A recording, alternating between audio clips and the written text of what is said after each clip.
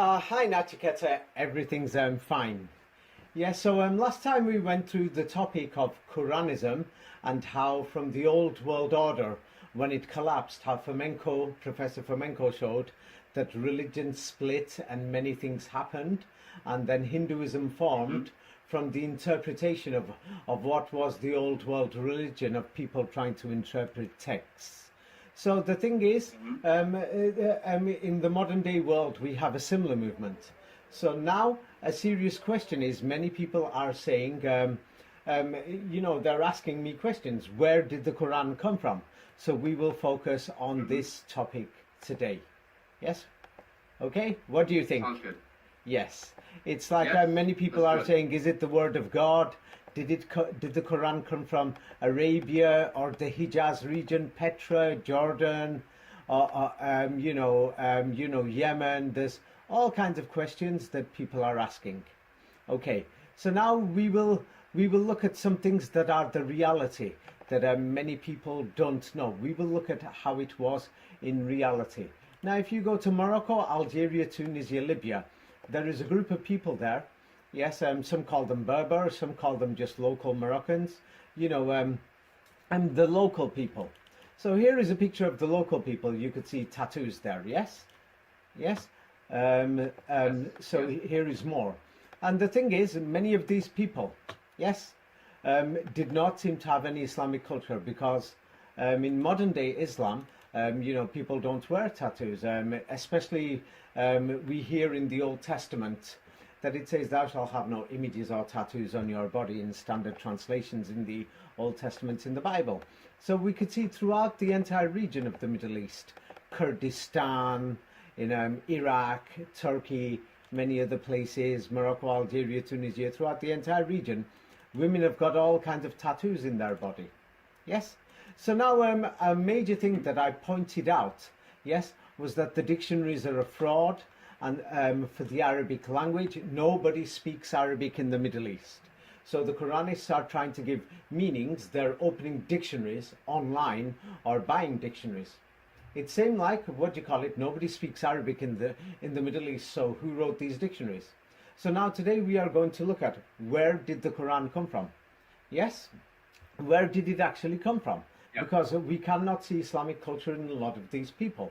So because of the dictionaries, I told people, I said, if you want to find the original meanings of the Quran, many of these village people have preserved it throughout the Islamic region. Yes, they preserved it because they received the oral Quran. Yes, and I've always said that the oral Quran, yes, I could trace it. Yes, about 200 years, maximum 300.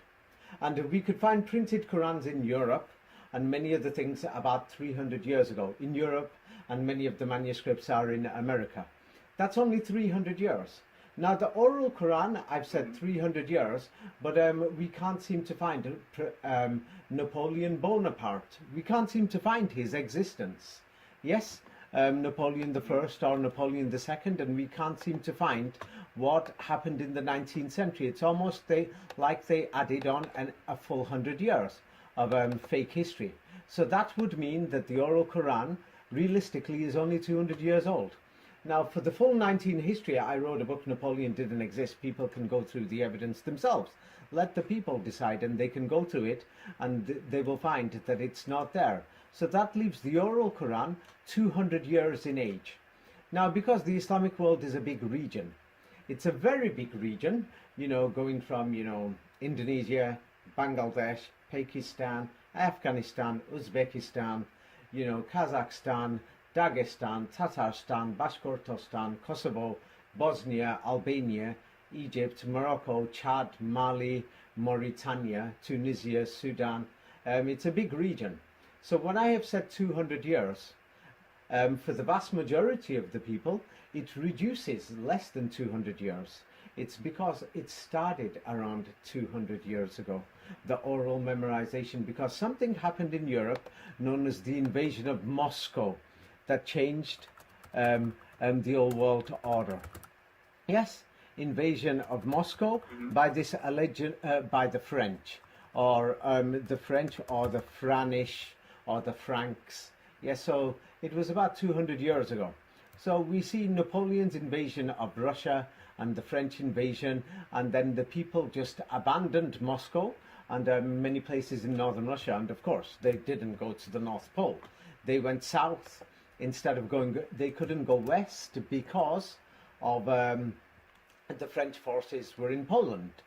Yeah, so there is something going on here. And of course, there are many people, yeah, our last video caused such a huge controversy that many people don't want to accept it, you know, don't want to accept what the facts show, yes, in history. But we're going to go through these issues and question, where did the Quran come from? Yes, because I've told people you'll find the oral meanings, but now the question is, who gave out this oral Quran? It started around 200 years ago, and as the old world order, it collapsed around after the fall of Moscow, and there was chaos in the 19th century. So the process of passing on the oral Quran increased only in the last 100 years, after 1900. That's it. That gives us the oral Quran just 100 years for the majority of the Muslims. Now, because many of these, you know, these people who just want to make up their own things for their religious agendas or for their religious ideas, because they want to prove things, they want to ignore the facts. Now, if I am talking about history 500 years ago or 1,000 years ago, then somebody could turn around and say, hey, it's either way, you can't prove it. But we're talking about recent history in the last 100 years and 100 years. So I want you to read this. Circassia is central Russia near the Black Sea. Russians, the displaced people? Yes, the displaced people were settled primarily in the Ottoman Empire. Yes. Most sources state that as many as 1 to 1.5 million Circassians were forced to flee in total. Now, Circassia is the region around the Black Sea. Yes, around there, Ukraine, Poland, South Russia. So now, when we look at the dates of when this was, yeah, these people are fleeing further south after the 1850s. They're going south, that something happened in the north. Yes, and we can see what happened in the north just 30, 40, 50 years ago. 1.5 million people. Yes, so Circassia, yes, is centered in central Russia, what they call Krasnodar Krai. People can check this. I've sent you a map, and people can check this. It's around Krasnodar. So it's not stories I'm going to invent. So now in the Middle East, Jordan is where Petra is. Yes? Or it's at the top of the Hijaz Mountains in the Arabian Peninsula. So let's see Jordan. These Russians, yeah, if you don't want to say Circassians, it's difficult. They're Russians. So many of these Circassians, you could read, where did they go? Most Circassians in Jordan form part of the country's urban middle class. Circassians, together with Chechens, are mandated 3 seats in the Jordanian. Yes. But anyway, the thing is, because they came from Northern Europe, the Middle East, many people were still naked and other things, and they were tribal. So the thing is, these people who were something to do with original Islam, they fled south. Millions of them. Yes, in the last 200 years. And this is in Jordan. And they were the urban middle class. They formed the city areas and everything. So now the British have this history of Lawrence of Arabia. Yes, and the Arab Legion. Yes, who fought the Ottoman Turks and the Germans. So now when we see these pictures, yes, many people seem to imagine that they're Arabians. Lawrence of Arabia army. Let me just find it. It's because the thing is, yes, many people are going to imagine that, you know, the British fought the Turks and the Germans with the Arab revolts, with the Arab Legion, and the Arab Legion allegedly, yes, well, they did.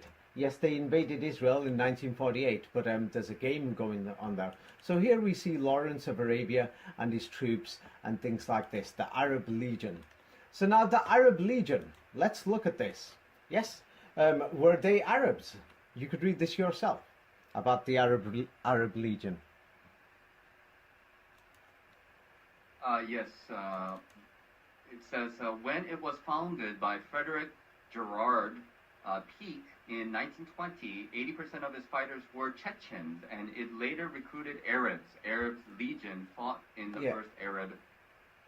Yes, but basically, they're Chechens. What the hell is going on here? Hmm. Yes, so the Chechens are Russians. Russians, yeah, because many of them came south from Moscow, then they stayed in Circassia, Krasnodar, 10, 20, 30 years, and as the people retreated, it's like they were losing territory. Then they stayed in the south, and then they stormed through Chechnya and things like this. So the Legion was based in Zarka, and 80% of its men were local Chechens. Can you read this? Can you see it? Yes? And it was quickly Yes. expanded Yes. to 1,000 men, recruiting Arabs who had served in the military Ottoman Empire. But who were these Arabs? So now the thing is, everyone knows that in Israel, yes, where did the Ashkenazi Jews, did they come from Europe? Or did they come from Antarctica or China? I guess Europe. Yes, they came from Europe. But today, when you go to Israel, it's a known fact that 1/3 of the people already within 50 years have already, people have mixed marriages and everything.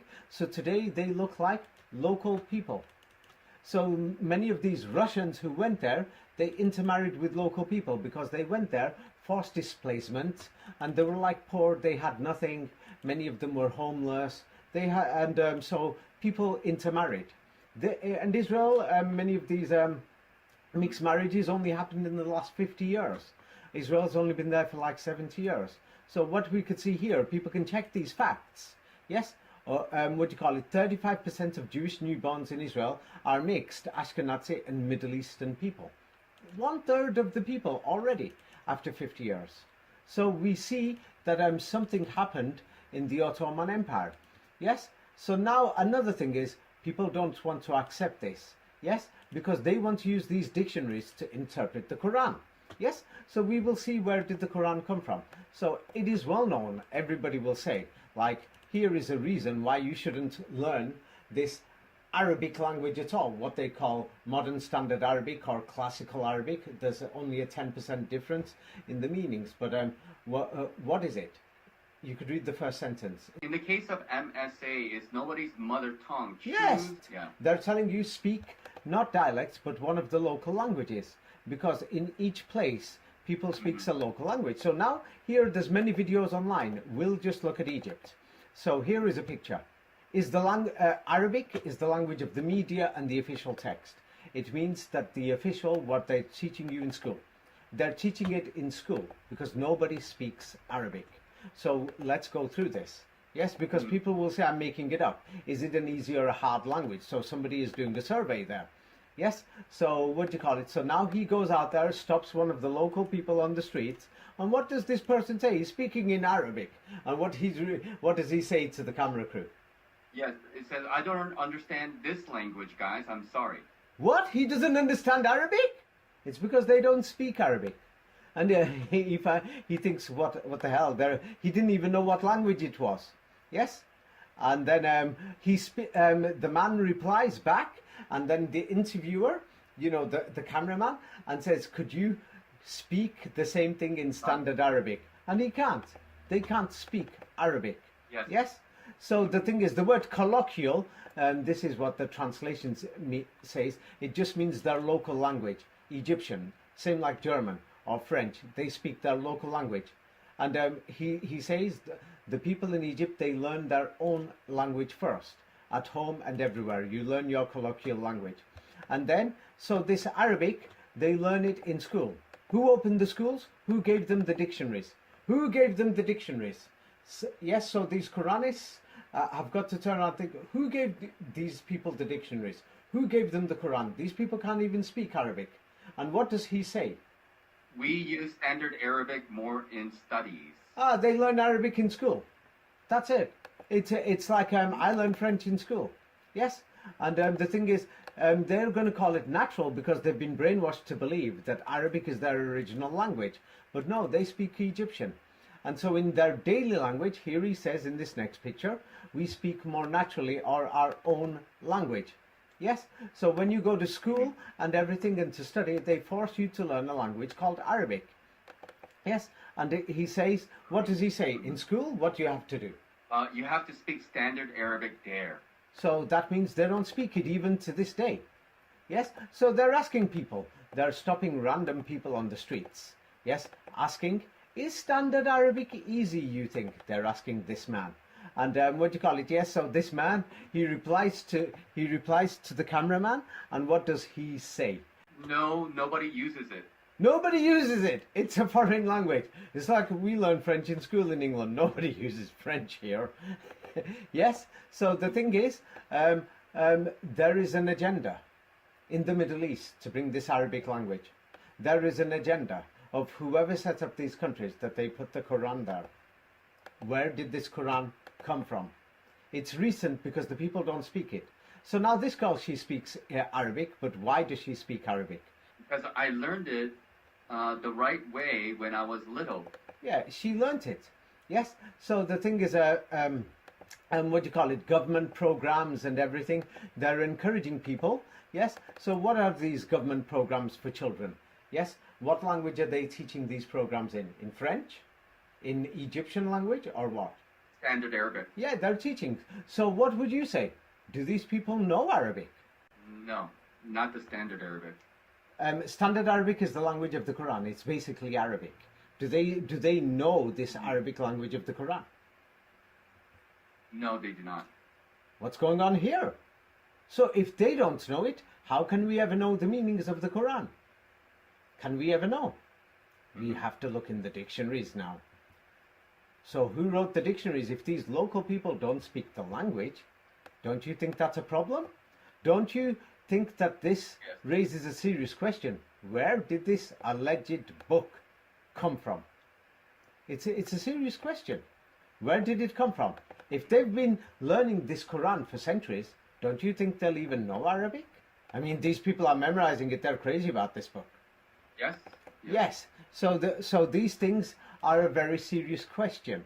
Yes. So the thing is, let's have a look what the local people looked like just 100 years ago. Like, for example, let's look at Aswan region in Egypt. What do they look like? Describe them. Here is a picture showing Aswan region in Egypt just 100 years ago. They are half naked and similar to what we saw in Saudi Arabia last time. Yes. So 100 years ago, this is what Egypt looked like. So now if we go to Saudi Arabia just next door, even in the 1950s, 1940s, what do the people look like in Saudi Arabia? They look same. Half naked, yes. So now by the 1960s and 70s and going on to the 80s, what do the people look like now? Do they look like they've become modern, that they know Arabic by now or not? Do they look like they've been to school? The people in the past, they do not look like they've been to school. Is this thousands of years ago, or we're talking about 1970, 1980? 1970, 1980. Yes. So now let's have a look at the picture, and I've expanded it. You can see the people's homes and the schools in the background because they've just opened schools. What type of schools or houses or places does it look like to you in the background? Just like a stone, very simple stone structure. What type of education do you think they're receiving there? Very basic. Very, very. So now here we could see education in Europe, in Northern Europe 100 years ago. The children are sleeping there overnight. We see this picture, yeah? And there's just one teacher who sleeps there overnight. They're just learning the basic language. So we will see, and we're going to go through who opened these Quran schools so that the people could memorize it. And I've told people, if you want to find the original meanings of the Quran, yes, it's very recent. So they opened these Quran schools or madrasas only in the last 200 years. Like the huge majority only in the last 100 years, not even 200 years. And they taught them the basic meanings of the words. It's not difficult. 60 words is half the Quran. 500 words is 85% of the Quran. So it was in simple language. So in these simple schools in the 1940s, 1950s, they learnt this Quran and memorized it. 1930s, 1920s, they were simple cowboy schools, you could call them. Yes, even in the 1940s and 50s. So it's not difficult. After came the Muslim history and hadith in the 1970s, 80s and 1990s, when the schools became more professional, you see, when the world became more modern. So that's why I said it. And then when they had the dictionaries, these people don't even know where this language came from. If you ask them, they don't know. They genuinely don't know. Yes? Do they look like they know this history or anything? No. Yeah, I don't think so. No, So not. now the Hijaz region, it's like here, or the entire Middle East. The Hijaz region goes from Petra down to Yemen, basically. That's where they say the Prophet Muhammad came from. There are many Quranists who said who came from Petra. Let's look at this region. The people are naked. We can't seem to find any schools or anything there realistically. Something is wrong. So let's see how long this Quran has been there. Where did the Quran come from? And who sponsored it? Who opened these schools? And who sent this Arabic language there? I mean, you can find hundreds of pictures online. People can look for it. Yes, they can find how these people look like. What do the people look like? Describe them again. Half naked. Yes. And then if we went to other places, yes, even in the 1960s, 1950s, we can see that many Moroccans are doing things that today in Orthodox Islam we won't see it. And Iraqis, that they've got tattoos and everything all over their bodies. Yes, we will even find this in the Balkans, you know, in Bosnia, Serbia, other places. So people have got tattoos. And now the thing is, religion is a serious issue, because look at what religion has done. That in the 1970s, yes, because of the war with Bangladesh and the Indian involvement, yes, what do you call it, because of religion separation, yes, how many refugees had to go to India? It For says example. 10 million refugees. In the 1970s, I mean, this isn't a nice thing. It's nothing to be proud of. Yes, that when we can see that because of the politics, because of religion, I mean, look at this. We see people, yeah, without shoes, half naked and everything. So by the time in the 1970s, 1974, I think this was, or 73, 1975, 76, 78, 80, people are still running because Bangladesh formed as a country, and because of people who are saying, hey, my Quran says this and that. Hey, they were trying to send people's children to Quran schools. Many other people said, we don't like this interpretation and other things. So many people just left, or they were forced to leave. Yes, so these things are very sad. Unfortunately, this is what religion causes. You see? So we can see this. So now if we go to India, yes, if we go to India, let me just find this, 1 second. Yes, if we go to India, we'll see a strange culture there. Like here, for example, there are Muslims praying, yes, and the thing is, they're praying, you know, how they pray, and what do you see in the background? Yeah, Ganesha. What is that? A Hindu statue, yes, or what they call a Hindu murti. statue, yes. Yes. So the thing is, they're Muslims, but the thing is, you know, why did they feel it was okay to pray to their God, yes, in the presence of a statue? Because there are many Hindu Quranists or Hindu Muslims. There is a term known as Hindu Muslims. Where did this originally come from?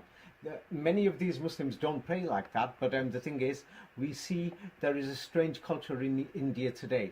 And this was one of the reasons why Pakistan had thought we don't want to be part of the Hindus. That here is Muslim women who are taking, what do you call it? I think it's some things from puja or something, I'm not sure. And here... Yeah, it's called prasad. Yeah. Yeah. Here we will see some type of puja or something Muslim women are doing, and they're saying the Quran doesn't forbid it, so they're doing it to statues. So you could say they are Hindu Quranists. They're saying the Quran doesn't forbid it, but then there is Sunni Muslim priests who are saying no, in Islam, according to their interpretation of the Quran. Yes, so based on dictionaries, here you will see Muslims who are, you know, that are decorating and cleaning, what do you call it, Hindu statues. Yes, you'll find this here. You will see Muslims getting blessed of, what do you call it, Hindu Babas, because they're saying there's nothing wrong with the blessing. Yes, the Quran doesn't forbid it. Yes, so we see these things throughout India. you'll find these things. Many people will say what's going on, that what do you call it? Let's say the festival of Eid and statues of Brahma, statues of Ganesh, Brahma, Ibrahima, and you'll see typical things similar to this. Muslim families, yes, who are Hindu Quranists, or they follow the Quran, but they're Muslim also, and they'll say there's nothing wrong to praying to Allah through Brahma using a statue, because the Quran doesn't forbid it. Can you see this picture? Yes. So Yes. many people in India will say that's beautiful. It's harmony. So the thing is, a major reason why Pakistan separated only in 1947, only recently, it's because they said we don't want to be part of this. So this is recent, we can see. This is not 500 years ago. So this means the spread of the Quran must be recent. You see, it must be recent. Or why are these things happening now? Why did this separation not happen 500 years ago? So this means the history of the Mughal Empire, the Taj Mahal, all of this is a fraud. This is more. You will find this in my books and in the books of Professor Fomenko, that the so-called Shah Jahan and all this history and the Taj Mahal, it's a forgery, it's an invention. So as we could see, the Quran must be recent because they're still interpreting it. Or why would these Hindu Quranists, yes, why would they be praying like this? You see? And so why is it not accepted? Like here, you'll see Muslims, Hindus going to mosques, and Muslims going to the temple to seek the blessings of what do you call it, Brahma, or Rama, or Krishna. You see? Yes, because they will say their interpretation, because they're Hindu Quranists, what they say in the name, when it's like in the name of God, Bismillah, Rahman and Rahim. They say Rahman is something, another part of God, or Rahma or Rahima is another part of God, and they say that's Rahima or Rama, the Hindu god Rama, and then they say Krishna is Christ. So you will see people going from one temple or one mosque to another. And they say there's nothing wrong with this. This is it's Hindu Quran. They're Hindu Quranists, and they've done nothing against the Quran. The Quran doesn't forbid it. You see, yes, dancing to the Quran, and they're saying they're following the Sunnata of the Dharma, the original way. So this is this Quranist thought has been here for a long time. Like now, because the sides are separating further, so it means that the Quran couldn't have been there for a long time. We're seeing this right now, that hundreds of mosques and Muslim sites are now being questioned in India. Like for example, here is the Haji Malang Islamic Center, the mosque and the Dargah.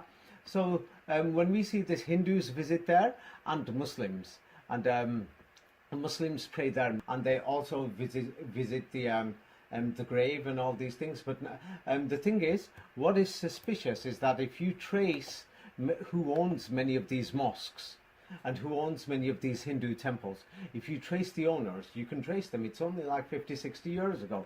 So now this thing is, so the Hindus now, because they're separating even further, because the Hindus are thinking we want to totally separate from the Hindu Quranists, and then the Muslims are saying we want to separate from the Hindu Quranists. Either you're a Hindu or a Muslim. Choose. You see, it's getting worse day by day.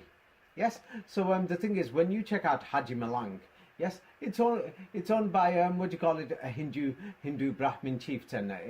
They make money. It's a business. You see, yes. You see? And they're saying this was where a Muslim priest was. They're giving it some fake artificial history. Maybe he was a Muslim priest 100 years ago, but they're going to say it's 500 years, blah, blah, blah, and all these things. But the thing is, it's a Brahmin family that's making money out of it. It's a business. You'll find a similar thing, that there's, what do you call it, the Church of the Holy Sepulchre is owned by a Muslim family and called Judah. And so they're a Muslim family called the Judah family. Yes? And so they're going to say it's ancient and 7th century, blah, blah, blah. But this building, we can even see that it was being built and updated in the 20th century, 19th century, and the British falsified. But can you see it? Yes? it's owned by a Muslim family, Judah, because the thing is, it clearly looks like old industrial buildings that they were updating just to make money. Yes, and so we could see here that they're building the domes and everything, saying, "Hey, Christ was here," blah blah blah, everything. And this is the Church of the Holy Sepulchre that they've totally modified. After they've put the dome, you could still see that inside they totally modified it so that it looks like a church inside to match the dome. You see, but when you investigate, you could see them that they were modifying the building, putting the domes that it looked like an industrial factory. You can even see here the buildings on the alleged the tomb of Jesus Christ was here, that you will find similar buildings that they call churches in Europe, which had the chimneys, but the chimneys now have towers. You can see there is no tower on the left hand side. Yes, they added these things on. You can see the scaffolding and the modifications and everything. You can see it there. Yes, and the thing is there, and even that building there, that building was only built in the 19th century.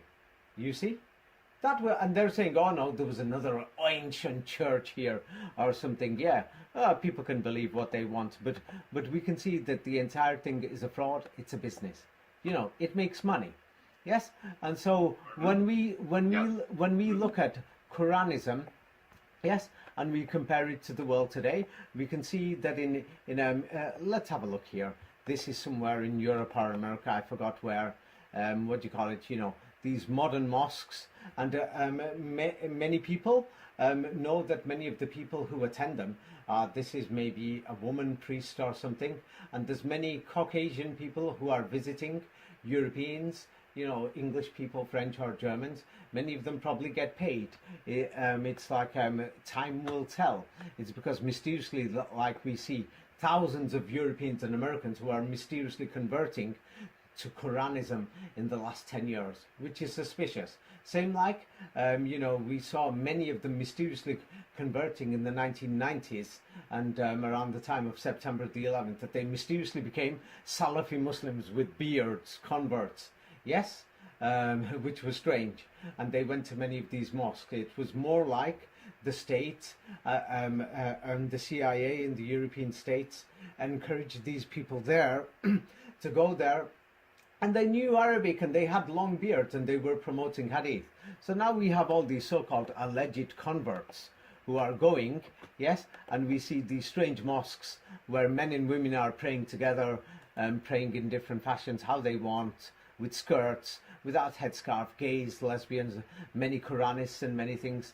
So the thing is, we're seeing this in Europe, and in America, but many of the Sunni Muslims who had this oral Quran, yes, with the simple meanings, we're soon going to investigate where did this oral Quran came from. It's very recent. Yes, so we see these men, Muslim and women and anything just sat there and doing whatever, and even transgender Muslims, gay Muslims. We've got these, new mosques and new buildings that look absolutely new. Who's paying for these things? Who's financing these things? Like we can see that in the Hindu Quranis, they say God has not said a man cannot dress like a woman. You see, so the Hindu Quranis say that men can dress like women, and they go to temples or mosques.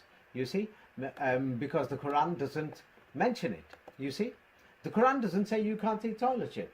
Yes, so there is people are saying you could recycle toilet shit, and you could give it to insects or other animals and give it as food to the human race, and the insects breed off it. Yes, and the Quran doesn't forbid it. Yes, but mainstream Islam, they don't accept it. So the thing is, we can see these things. So now we see many of these mosques where women don't have to cover their hair, or they have women priests. And so the thing is, a similar thing is, you will find in Hindu Quranism or Hinduism itself, men and women, things like this, and separate things. But now Hinduism, the nationalists are trying to change things. It's developing further.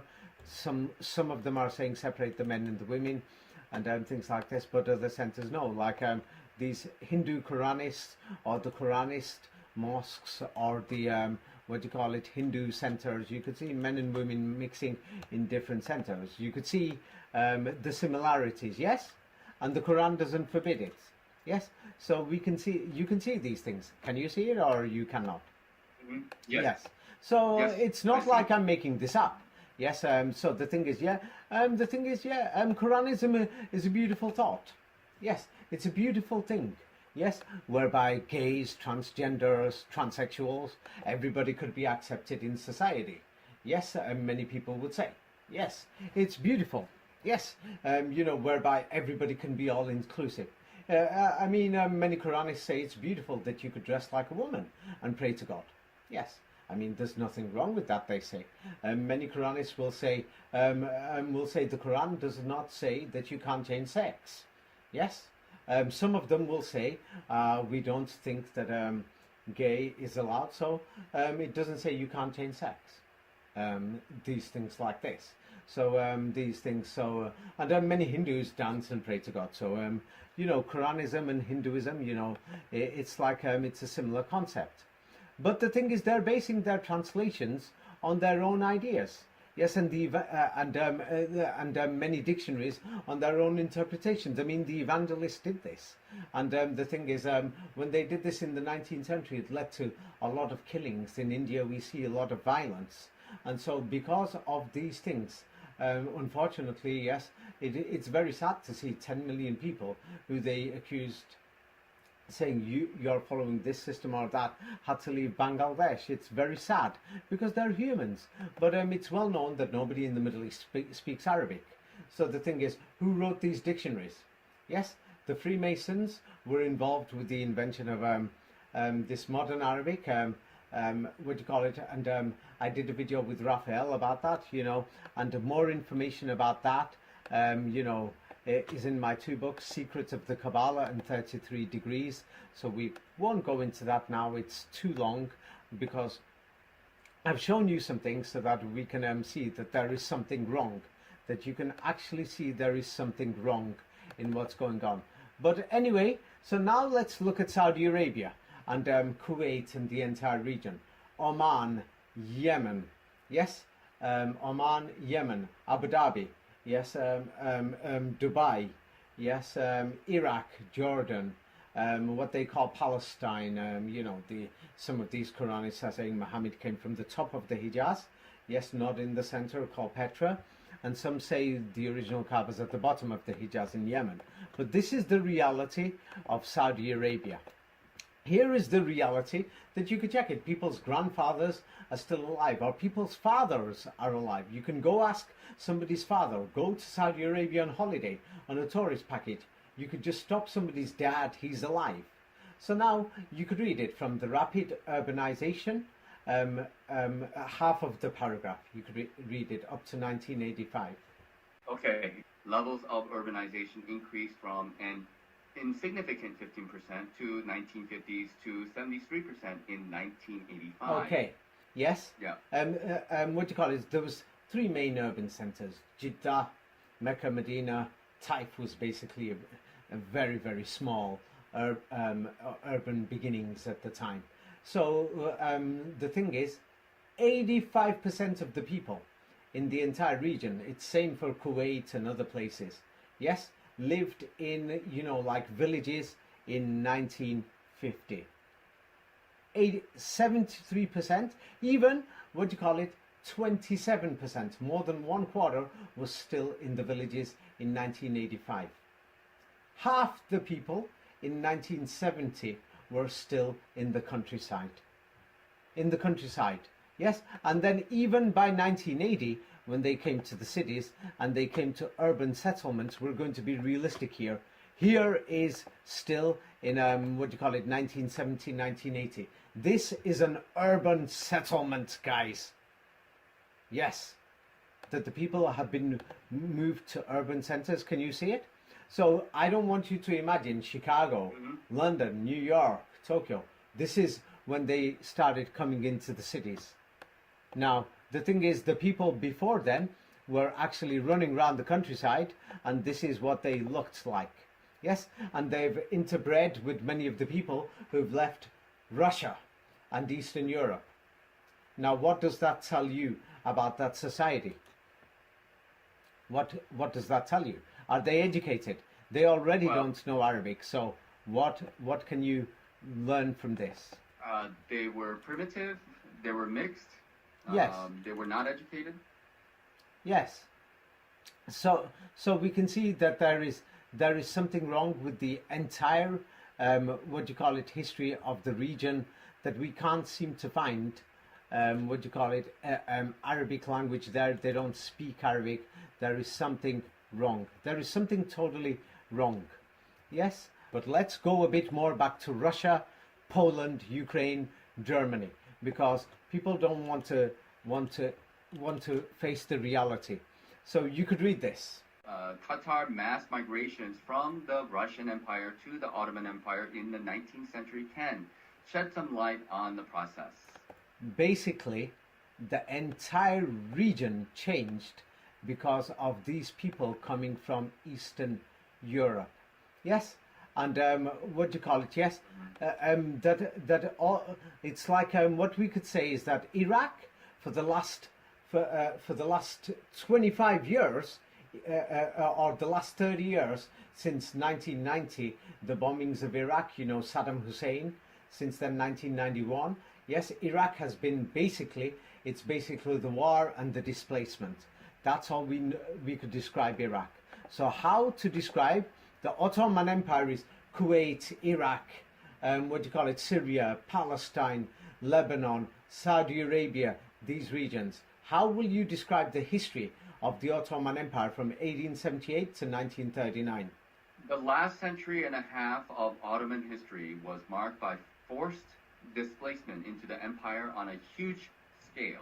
Between the Russian and Eastern Europeans, it goes on. So the entire history from basically the last quarter of that century and everything, they're just coming south into Turkey, into the Middle East. All these people are coming from Russia. They're coming, and the entire history, they basically changed the entire region. The entire region and everything, it must have had a huge impact. Like everybody is saying that the migration of Middle Eastern people coming to Europe in the last 30 years has had a huge impact. And so when we say Russia ruled Poland at the time. So when we say Russia, you could read this: mass influxes. The number of Polish immigrants within the Ottoman borders tended to increase after Russia's invasion of Emirates, Poland in 1831, and 10,000 Polish from. Yes, that tells you about 1831 times 1840s. But we're seeing thousands of Polish people, yes, just running south. Why were they going to Turkey, Iraq, crossing the Ottoman ruled Egypt, and these are the places until the British invasion in the 1870s, 1880s. So all these people went there. They're white people and they interbred. Yeah, you could find this history. It's all over. It's history. It's there. So it's like history in the last 200 years. It's difficult to hide it. So here, there is more. You could read this. The employment of Polish refugees during the masses of migrants, including refugees coming from Poland, converted and settled in the Ottoman Empire, again led to an increase of the density of... Yeah, basically. But basically what we can see is Eastern Europe, Northern Europe, Germans, Poles, Ukrainians, and they're telling us they converted to Islam. Now these Polish people, when they went to America, and these Ukrainians and Russians and Circassians, we can't seem to find the oral Quran with them. And they're Americans today. They went to America. Now these people went there in the Ottoman Empire, they're going to Iraq, Saudi Arabia, they're going south, and they're intermarrying. That's how they got darker. So now many people will say I'm making this up. I'm not making it up. The history is there. That all these Eastern Europeans, they were leaving for some reason. Yes, that they went to mass migration and everything. Something was going on after the yes, Napoleon's invasion into Moscow. So now let's see. This is shocking that when you go to Kazakhstan, Uzbekistan, Kyrgyzstan, Pakistan, Afghanistan, there's the whiter races. Yes. So when we're seeing Central Asia, like we're talking Afghanistan, northern Pakistan, Kashmir, and all these things, you could read this yourself. Okay, so the mass emigration of Ukrainians began in the last quarter of the 19th century. Inhabitants of Russian rural territories migrated east, mainly to Central Asia. What? This is from which website? Encyclopedia of Ukraine.com.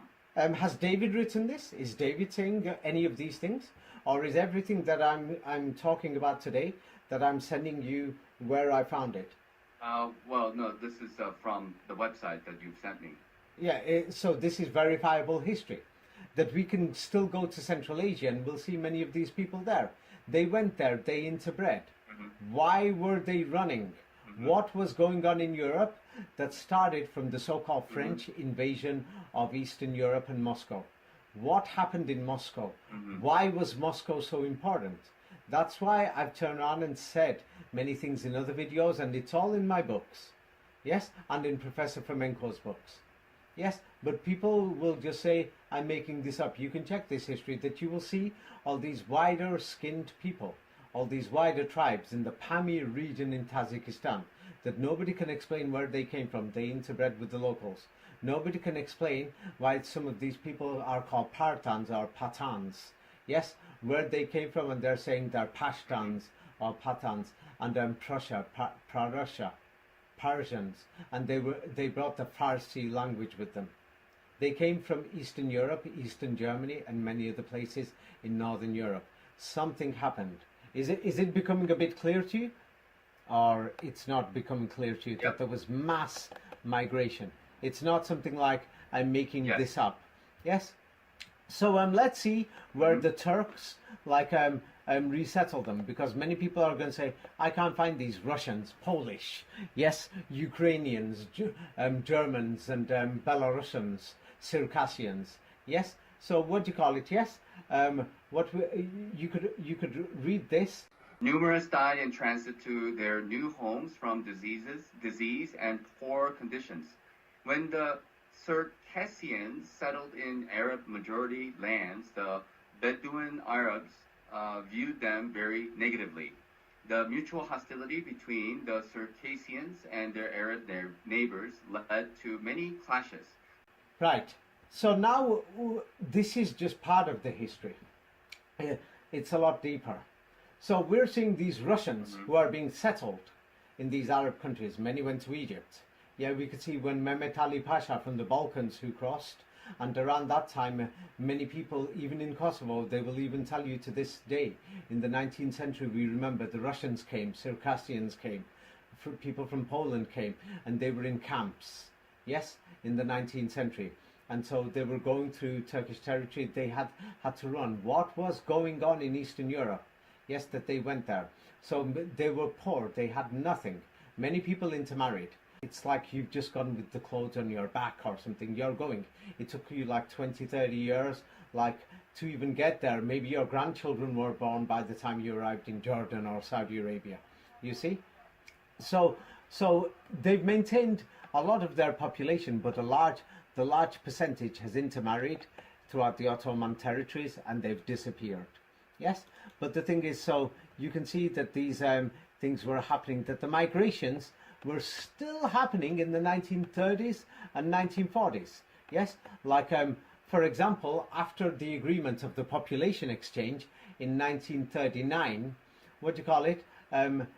I'll enlarge this. I've just sent you. People can check this, or you could read from where it says other estimates after the number 63. Other estimates given by scholars outside the Balkans for Kosovan Albanians that emigrated during 1918 to 1941 are between 90,000 and 150,000, or 200 to 300,000. You basically got the point. Yeah. So they're still telling Muslims, get out. We don't want you here in Europe. 1930, 1940.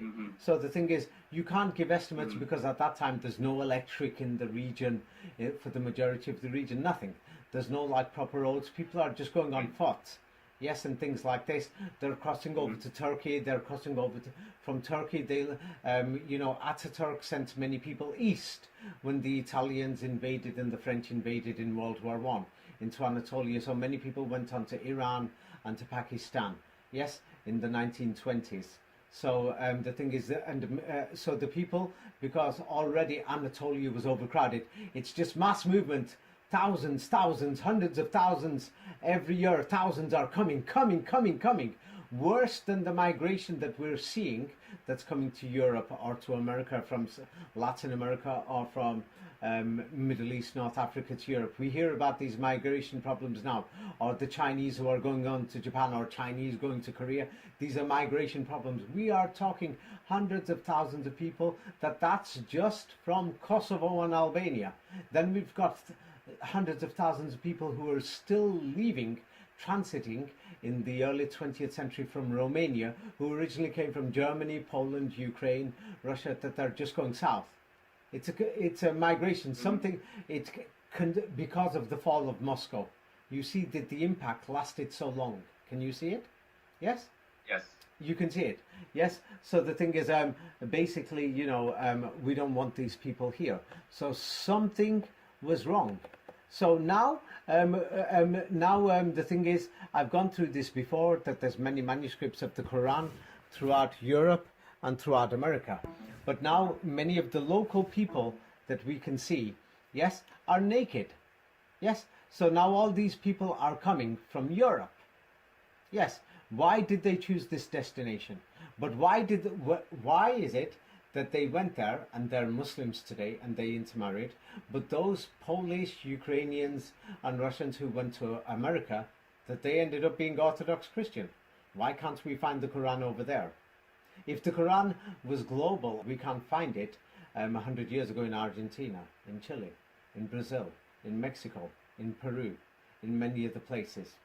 So this means the Quran must have spread recently within that region within the Middle East, along the routes where the British and the French went, and the East India Company and the East India Dutch Company, and along those routes. We're going to investigate these things right now.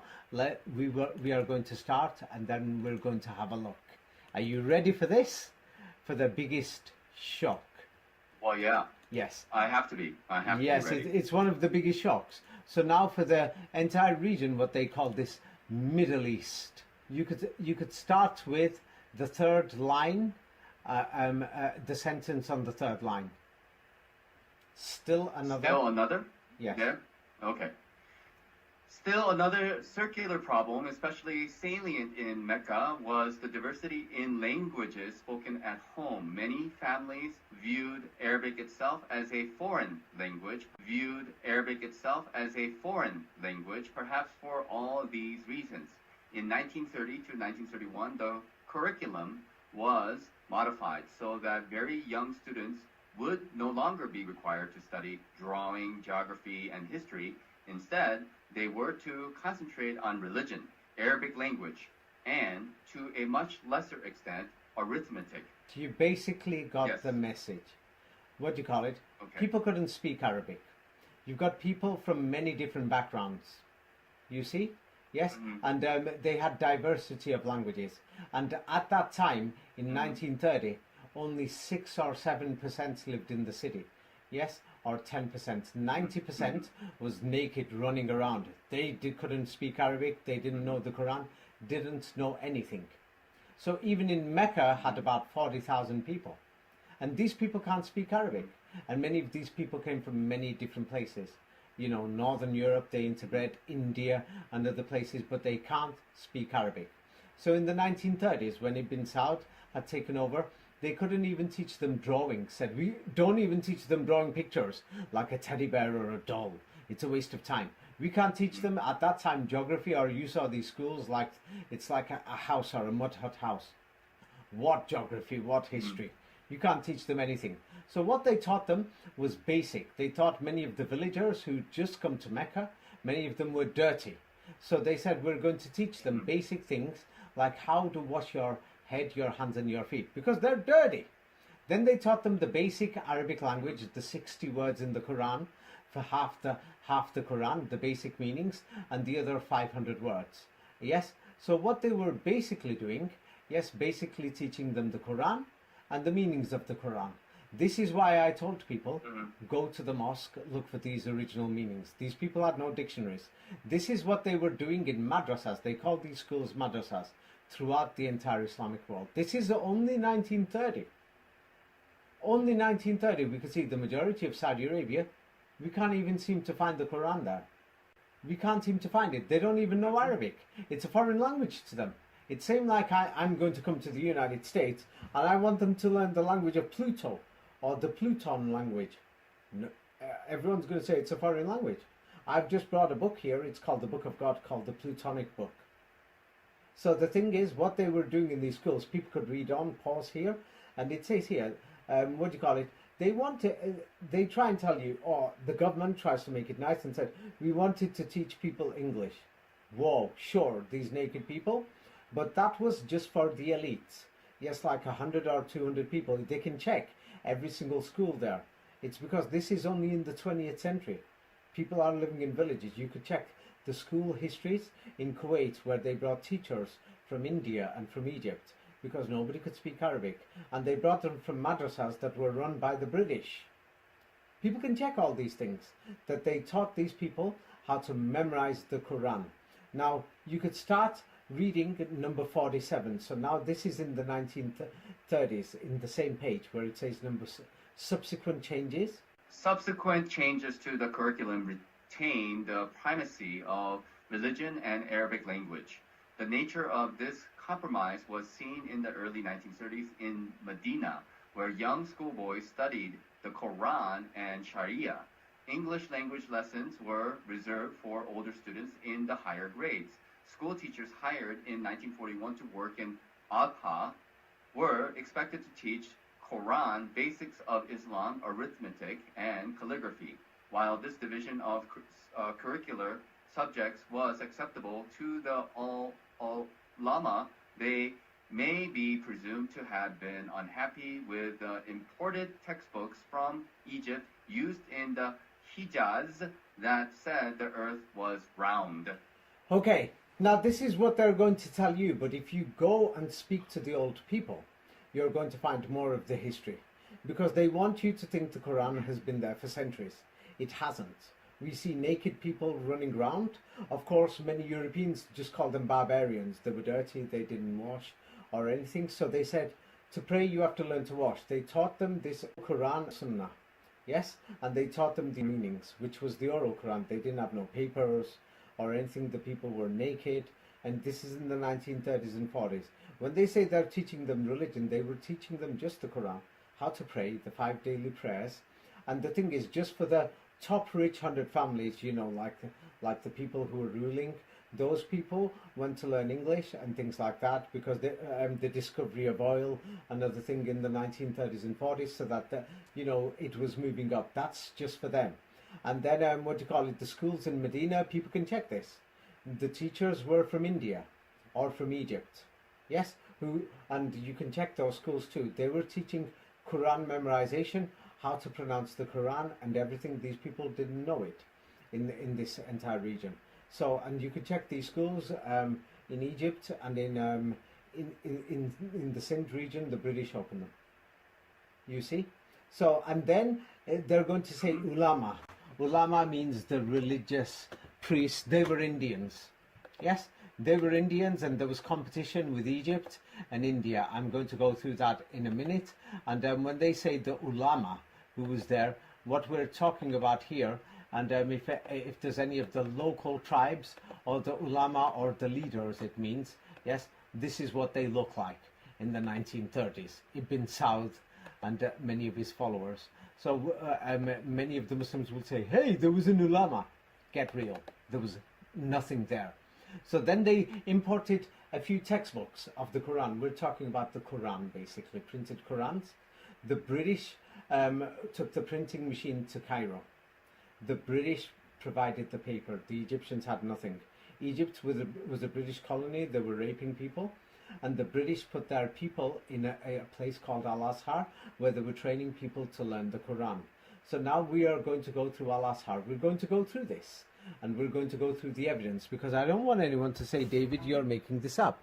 We will see, yes, who wrote these so-called books, or who made this printed Quran so that people could memorize it, who put these machines there. These people learned calligraphy, you know, how to write the alif, ba, ta, sa, the Arabic thing. They didn't even know the alphabet. They didn't know anything. They didn't even know the basics of Islam. They didn't know anything. Yes? Am I making this up, or can you still find this? The grandfathers are still alive. People can go and check themselves. They can go and check themselves. You see? Okay, so let's continue. So now we can see the Middle East, when I've always said it was half empty, or it was very lowly populated. I mean, who the hell wants to live in a desert? So we can see something's going wrong in Europe. And in my books I show, and in other videos I show, that people from Spain and France were crossing into Morocco and Algeria, and from Italy into Tunisia and Libya. Something was going on in Europe, and it started from Western Europe. Yes, and it had to do with the Vatican, or the Baba, and their invasions from Italy, and the Crusades had just ended. And so we can see that the Middle East was more empty. So now let's go through this so-called Saudi Arabia education and the schools, because many people who don't know anything, they're just going to imagine anything, because this is recent history. We can check it, 1930s, and so many of these people are naked. The other people who've come, they're desperate, homeless. Thousands are dying on the way. So this is why many people, they had 4 or 5 daughters, or 4 or 5 sons as well, 8, 9 children. And so the thing is, what they did was they married with the locals, and that's why the locals already had a wife, and they thought, hey, a beautiful Russian girl, a beautiful German girl, Polish girl, Northern European. And so many people had 2 wives, or 3, and or 4. But now let's go into the details of what education there was in the 1930s in Saudi Arabia. It's a similar story in Kuwait, in Bahrain, in Oman, in Yemen. Yes, people can check it in Palestine, and in Syria and in Iraq. You can check it from the 1870s, 1880s. So now let's see Saudi Arabia. So they're bringing these printed Qurans and a few basic books from Egypt that are being printed by the British in their printing machines, and the British are ruling in Egypt. And the Ottoman Empire collapsed in 1924. So let's see what there was in Saudi Arabia. You could start from the second line. In Saudi Arabia in 1926. Yes, in Saudi Arabia in 1926, there were only 10 madrasas plus 4 private schools with about 700 students. In 1930, the director of the Ibtidaiya primary madrasa in Medina reported to the director of education in Mecca that there were only 9 kutabs in all of Medina, 3 government and 6 private ones. The 3 government kutabs were inside the Prophet's mosque, and 2 of the private ones were near the Prophet's mosque. In all 9 kutabs, there were a total of 389 students, with 225 students in the government kutabs. By 1937 to 38, there were still only 9 kutabs in Medina, but their enrollment had increased modestly to 434 students. Graduates of the kutabs who continued their education after graduation either studies in a madrasa or with a cleric in the Prophet's mosque. As of 1936, the number of schools had grown. There were in the entire kingdom 26 state schools plus 1 new school that opened in Mecca that year, and 22 non-government schools. The largest enrollment among all these 49 schools was the Al-Faha non-government school in Mecca with about 800 students. All the madrasas and other government schools together enrolled around 4,300 students in 1936. Okay, so now we are talking about the entire Hijaz, Saudi Arabia.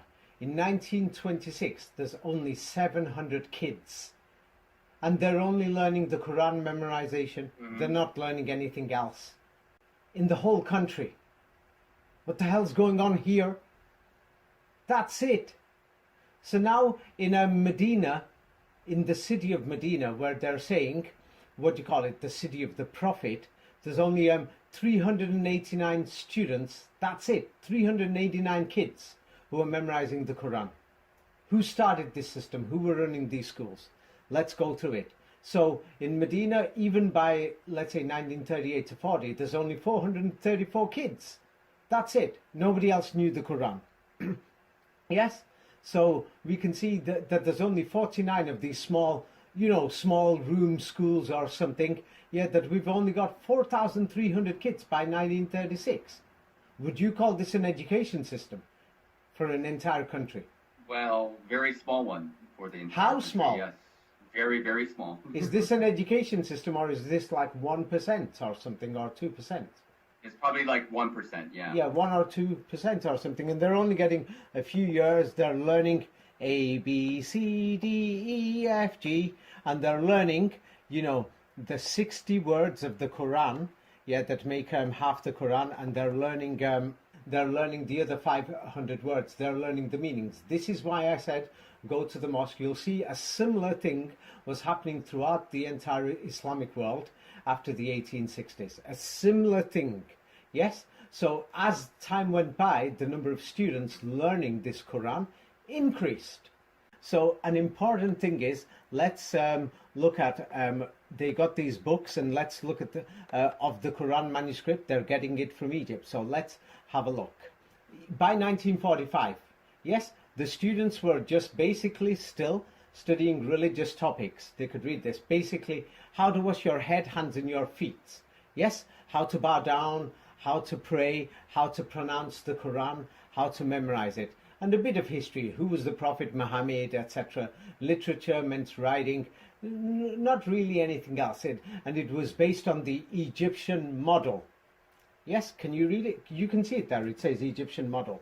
Yes, so they're copying whatever was going on in Egypt. Yes, and it's all based on, the education system is based on the religious reformer. What's his name? Can you see his name? The religious reformer? Yes, Muhammad Abdul. Okay. This is very important.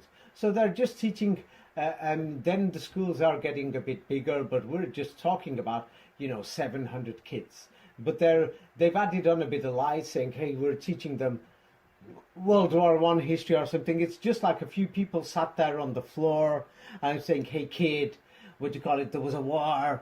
We defeated the Turks and the Germans, blah, blah, blah, etc. And so it's like trying to whatever. So they're saying, what do you call it? Wahhabi theology. There was no Wahhabi or anything. There was nothing. You can't find Abdul Wahhab. You can't even find Islam there. Yes? So let's go through and see who set up these schools in Mecca and Medina. Yes? And it's not difficult to find it. We're talking 1940s here and 1930s. Yes? So when we check these schools, yes, at that time, the ships that were coming to Aden and to Jeddah were controlled by the British and the French and the Dutch, or the Europeans, basically. What do you call it? I'll read this very fast. Sufi leader who taught Malay Muslims in his own Meccan home. Yes, not in a mosque, using Malay, not Arabic, as the language of instruction. So we've got Malaysian teachers here, for example, in one of these so-called schools. Yes, the Sumatran Alim Muhsin founded Darul Ulum Al-Dinya in 1935 with about 130 students. Thought this number increased in the next 2 years. The school depended on who was paying for it, gifts and support from what is today Indonesia and Malaysia. So every year money is coming by ship, yes, by Dutch ships and British ships coming from Malaysia. Who is sending these things? Yes, and then the decline started happening. As the oil was being found, and they were training students from all over Southeast Asia to basically teach how to pray, etc. Basic Quranic law, but starting in 1938. Many of these people who did their basic learned the Quran, memorized it. They're coming from all over Southeast Asia into Mecca. So then somebody was paying for this, sending them to Al-Azhar in Cairo, which was run by the British. So in Medina, you could read the you could read this. Yes, in Medina, non-Arabs established private schools to teach the memorization of the Quran, reading and writing, and introductory fields of knowledge. In 1922, under the Hashemite regime, Ahmed al-Fadabadi founded the Dar al-Ulum al-Sharia Madrasa in Medina with financial support from donations given by pilgrims from India and other countries. It continued to operate in the Saudi period of rule under the direction of his brother and educated young men who built important careers like the famous local historian, editor, and publisher Abd al-Qudus al-Ansari from 1926 to 1931, the Madrasa al-Nizamiya with the Indian Alim Abd al-Baqi Faranji Mahal as director and supported by the Sultan of Hyderabad in India, employed Hanafi ulama. Okay, now so you're basically beginning to see. So they're telling us we've got schools in Medina. They're founded by Indians. They're being financed by Indians. The British are ruling India, and so they're coming from the Farangi or Farangi Mahal, yes, and the British control all these madrasas in India. The British are sending their people, agents, saying, go over there, that's the school, go and give him this cash in gold coins, yes, to continue these schools to memorize this book called the Quran. Now the British were sending by ship people to Kuwait, to Palestine, and the British ruled Egypt. Can you see what's going on here? Yes, these people, what do you call it, have got Arabic names, but they're Indians. Ahmad al-Faidabadi and things like this. So, so the thing is, don't you find this very suspicious? Yes. They're teaching them to memorize the Quran. Why couldn't these what do you call it, yes, Arabs open up schools themselves? Why didn't they know the Quran? Why did people from British India have to come from the Ferengi Mahal and from the Madrasa al-Nizamiya? Yes? And who is this Madrasa al-Nizamiya and Ferengi Mahal? People can go and check it. Yes? The Ferengi Mahal was a place where the Europeans opened up. Yes? And where Gandhi stayed for 6 months or more. Yes, and he was supposed to be a Hindu. And we can't find Gandhi's history. He was missing from India for 21 years and mysteriously came as the hero from South Africa. And they've given him a bogus history. I'm being serious to you. You can check this. Mm-hmm. What was Gandhi doing? Yes. The so-called Hindu nationalist. Yes? And he was staying in the Ferengi Mahal, the so-called place of Muslim places where they've got hundreds or thousands of pages of Islamic so-called manuscripts. Yes? Do you think the British were sending in British ships? Do you think they were sending their agents, or do you think they were sending, oh, these people are so pious, they're doing this for Allah and for God? Or what do you think was going on? Agents, more likely. They're sending them to Yemen. They're sending them to Muscat. They're sending them to Oman. They're sending them to Aden. They're sending them to Dubai. They're sending them to Bahrain. They're sending them to Qatar. They're sending them to Kuwait. They're sending them to Baghdad. They're sending them to Amman. They're sending them to Gaza. They're sending them to Tunis. They're sending them to Algiers. They're sending them to Marrakesh. They're sending them to Tangiers. They're sending them everywhere. Do you see? So they're training, and then yes, they're sending students, the ones that they've chosen. Half these students, are from poor families. They just sent them. Kids, 5-year-olds, 6-year-olds. They're sending them from Southeast Asia. Yes, India, Pakistan, Bangladesh. Memorize the Quran, memorize it in the 1930s. But also they already had schools in the Indian subcontinent. People can check every single one of these schools themselves. This is only in the 1930s and 40s. Many of these old people, yes, are probably still alive. Yes, yes, 30s, 40s, and 50s. So why did they not have Arab teachers themselves or local people? What was wrong? Why didn't they know this Quran? Why did it take, yes, people from India to come and teach them the Quran? And for further study to learn Hadith and everything, why did they have to go to Egypt for further study? You see? Yes, and who were they teaching? Yes, let's go. I'll send you more. People will have to read this themselves because I don't want to run out of time. They can check all these things. All this information is available.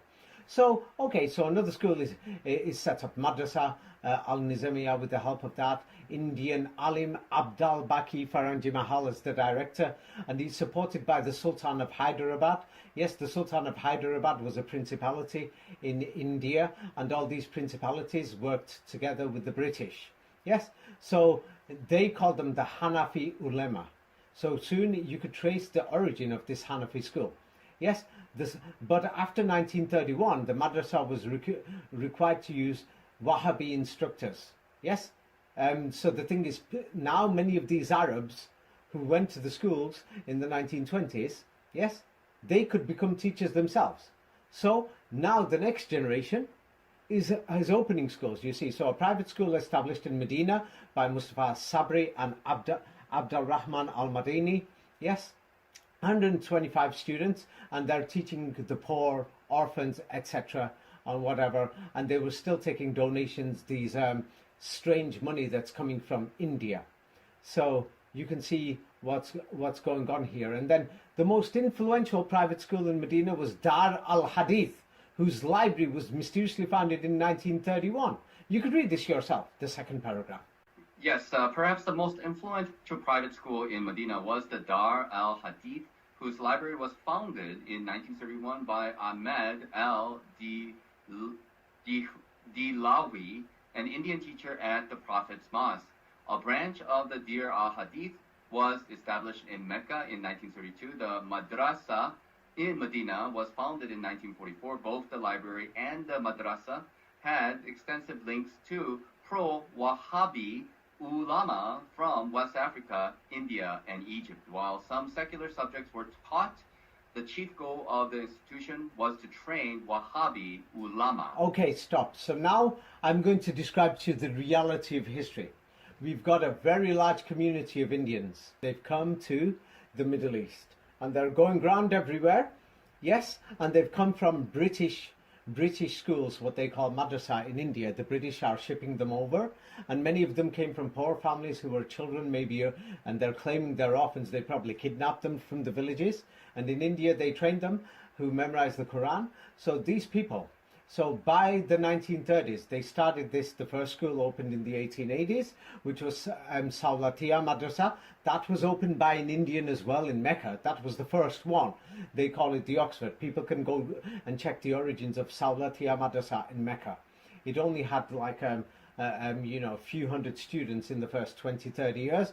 Even the first king of Mecca, of the Hijaz, Sharif Hussein, he went to this school, and the others, and the elite. So the thing is, what you call it, Dar al-Hadith. This is when Hadith started to come. It was the beginning. And the library was founded. These books came from India. And the British sent them by their ships. You see? And so they had links. So this is where Wahhabism started, from these so-called books and these Hadith books from India, by Indians. Yes? So a lot of the ancestry in Saudi Arabia is from India. That's why when Saudi Arabia, in India and Pakistan, today it's Western India and Pakistan. That's why Saudi Arabia funds these madrasas, because they're funding their grandfathers and their cousins in Pakistan and India. Do you see why they're doing it? Many people think that they're funding to spread Wahhabism. No, it's their granddad and their daddy who's saying, hey, you are our children, send us money. Same like America funds the Australians and the British military and other things, because America is funding its grandfather in England, you see? Yes, in World War II they were sending weapons because you help your granddaddy. Yes? So the thing is, that's when they started to train something called Wahhabi ulama. But basically it's based on Hadith. It was the beginning, started like 100, 200 students. It's the beginning. So they didn't even have any of these Hadith schools in Medina until 1931, in Mecca in 1932. Yes? So you can see it was just the beginning. Can you see this? First it was Quran memorization. Yeah, so now the next generation, you're moving on. So the next generation, you start to say, hey, now they already know, that dad knows Islam, how to pray and whatever. So the next generation, it's easy. Yes, you just add on the new things, add a bit of hadith, a bit more of this history, because the next generation's asking, hey, who's this Prophet Muhammad? Where did he live? Ah, little kid in the madrasa, I'm your teacher and your professor. I come from Indian subcontinent. Oh, the Prophet Muhammad, he lived here in Arabia. Even though we can't find a civilization there and the people are naked and all these things. So the thing is, what we can see, it's a similar thing in Kuwait, Oman, and things like this. So the thing is, why were they sending them to Egypt? You see, for further study. Yes? And why were they bringing these teachers, things like that? Why were they sending them? Yes, etc. So now, the first madrasa, Saulatia, we spoke about this. I think we spoke about this last time, but no, we didn't. So here you could read it starting from 1885 in the first paragraph. In 1875, AH 1292, the construction of the school building was completed, and the school was now fittingly named after the Indian lady, the Saulatiyaha school. In the same year, the Kutab moved. Yes, into okay, the that's enough. But basically, they call okay. it the Saulatiya school, and they're giving you a bogus history that it's named after an Indian lady, Saulatiya. But anybody who knows a bit of Islam will know that Salat and all this basically means prayer. It's the prayer school. This was the first school, so that you can memorize the Quran. So this is in Mecca, basically the first one. And it's opened by Indians. Yes? And then the next paragraph, it basically shows that the British wrote about it, and they're saying it's a school that's full of Indians, supported by funds received from India. Yeah, read the next paragraph. Okay. In 1885, the acting British consul at Jeddah makes the following observation about the school. A school endowed by Indians and supported by funds received from India, which is under the direct and management of an able... Yeah, basically you've got the message. So all these Indians have come, they're living there. Yes? There was a large Indian community. When we say India, I mean like India and Pakistan, because the British were ruling. So the thing is, how did they get there? By British ships. Yes, in 1885. Who funded this? The British. And so they're going to give you some strange history saying Saulatia, it was some woman, but you could see it's named after the word Salat or Salat. Yes, and so the thing is, what do you call it? They funded it all for the Quran memorization. This is like the beginning that we could find. So when we go through this school, by 1912, this first school, Quran memorization, what you will see, you could read the second paragraph. It tells you there's 518 students in the school in 1912, yes, and 1913. Yes, because they had to report to India, because they're getting cash from there, yes, to India, and the British, yes, who controlled the Indian section, are sending the cash. Where are the students from? Hijazis, 186, Indians, 108,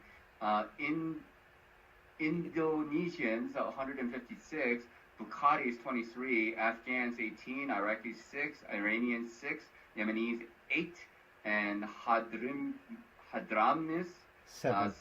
Yeah, Hadramis is the Hadramaut region. But basically, yes, so these people are memorizing the Quran. And the thing is, they've opened the school. Originally, it was full of Indians.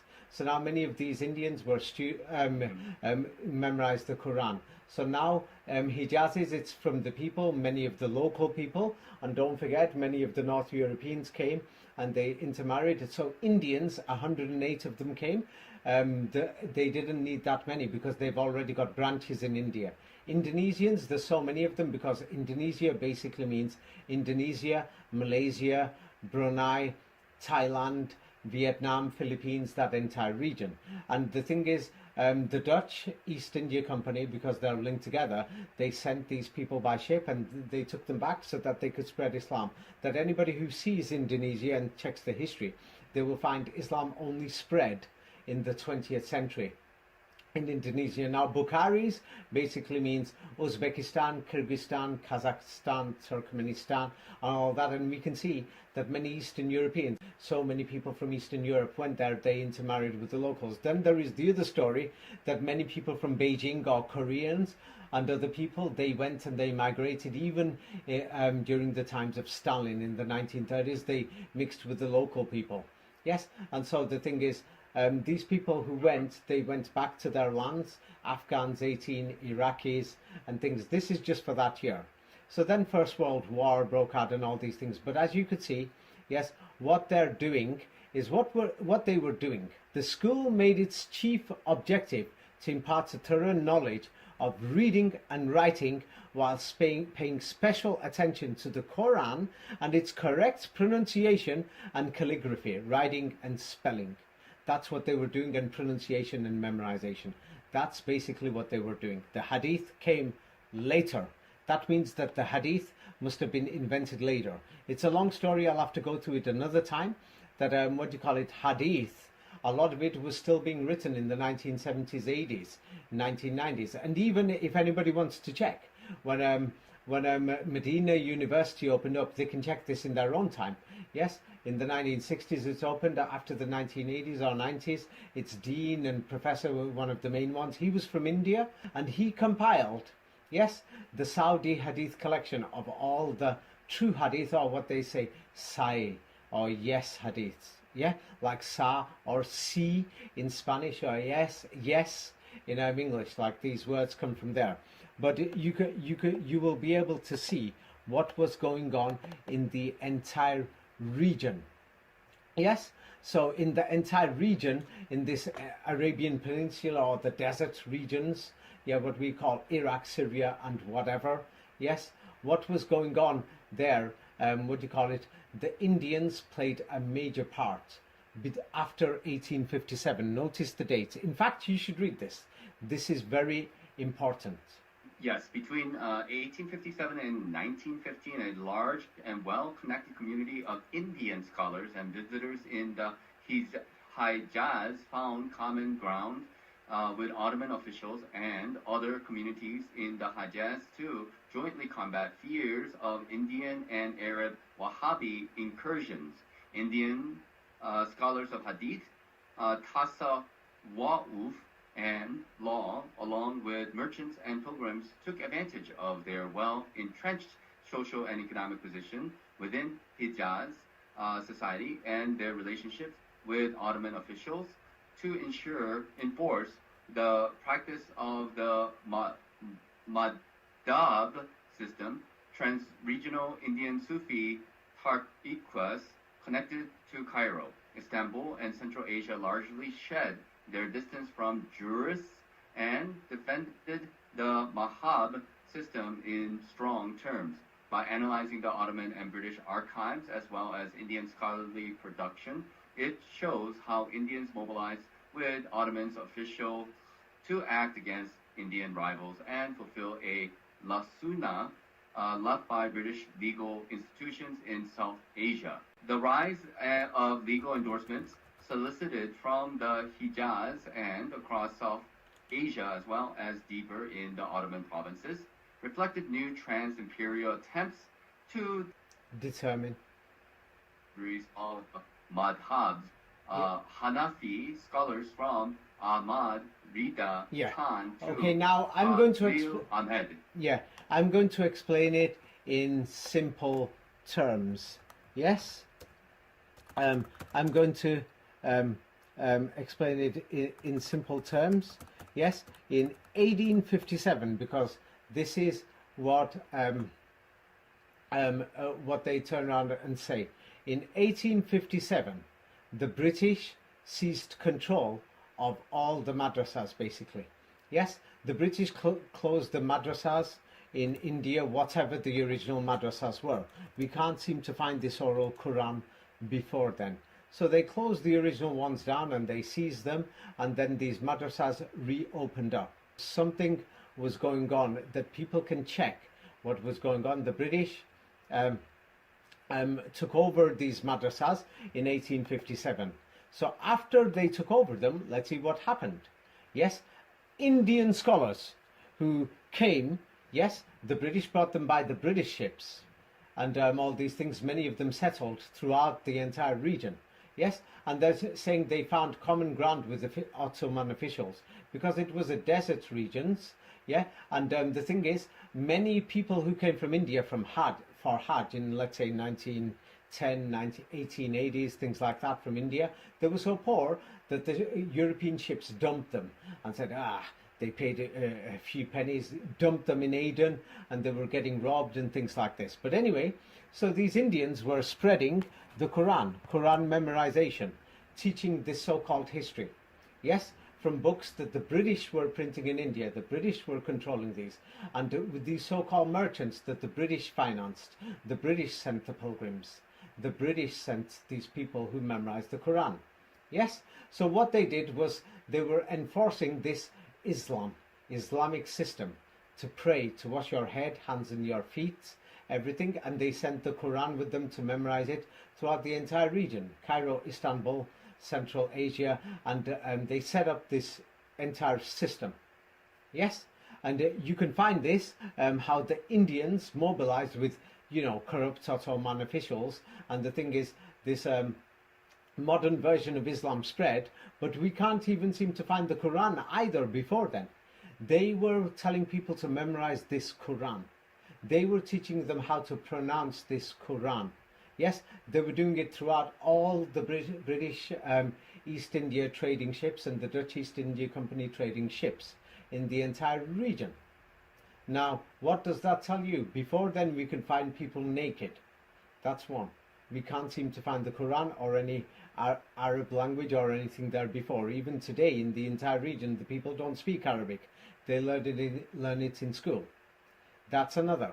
Then another thing, we can see that people from Eastern Europe migrated down to the south, into Turkey and the entire Middle East. Now, those same people went to America, but they don't have the Quran, do they? There's Polish Americans, there's Russian Americans, there's Ukrainian Americans. Though they don't have the Quran, but by the time they arrive in the Middle East, somebody's teaching them the Quran. Can you see who's teaching it them now? Was it the Indians teaching them, or the Brazilians, or the Mexicans? What can you see? Give me your analysis. What can you see from these documents? I'm not saying this. I've not written these documents. I've not written anything. I've not forced any of these people to say, yes, my grandfather was the first to memorize the Quran.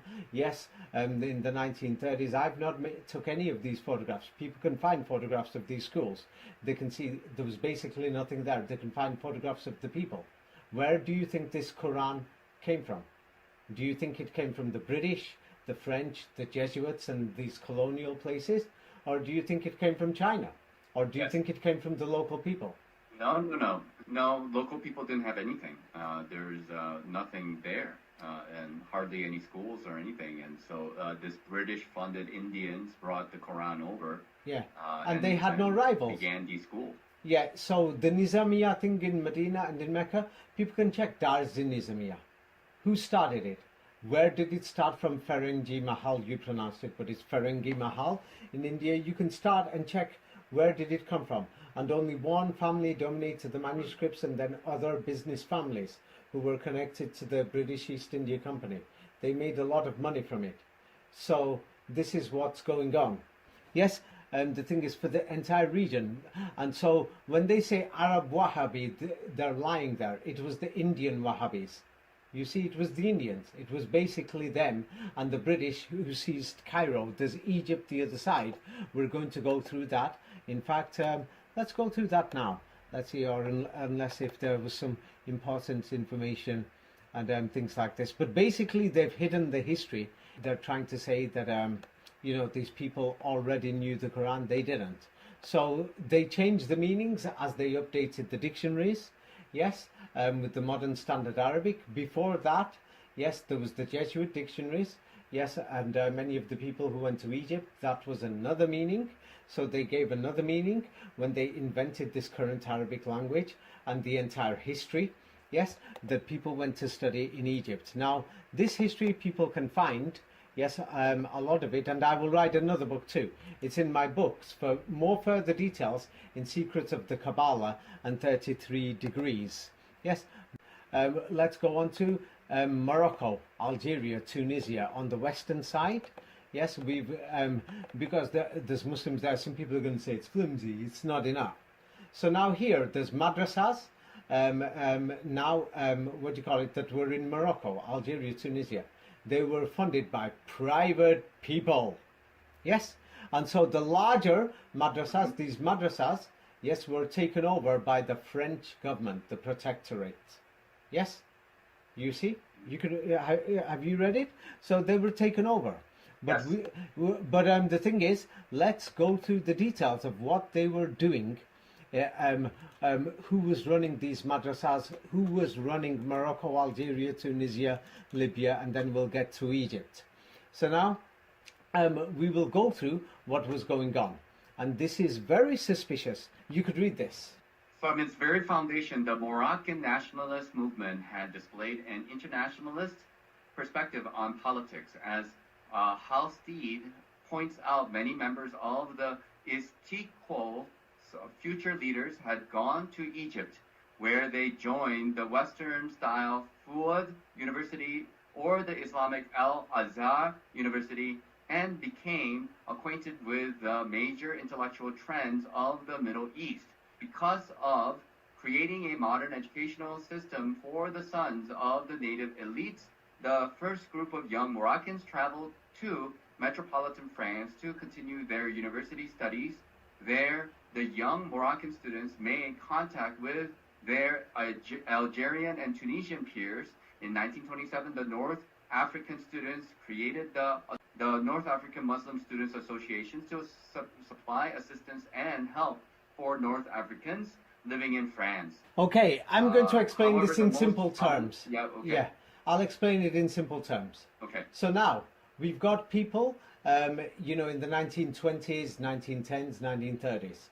Yes, we've got Moroccans, Algerians, Tunisians.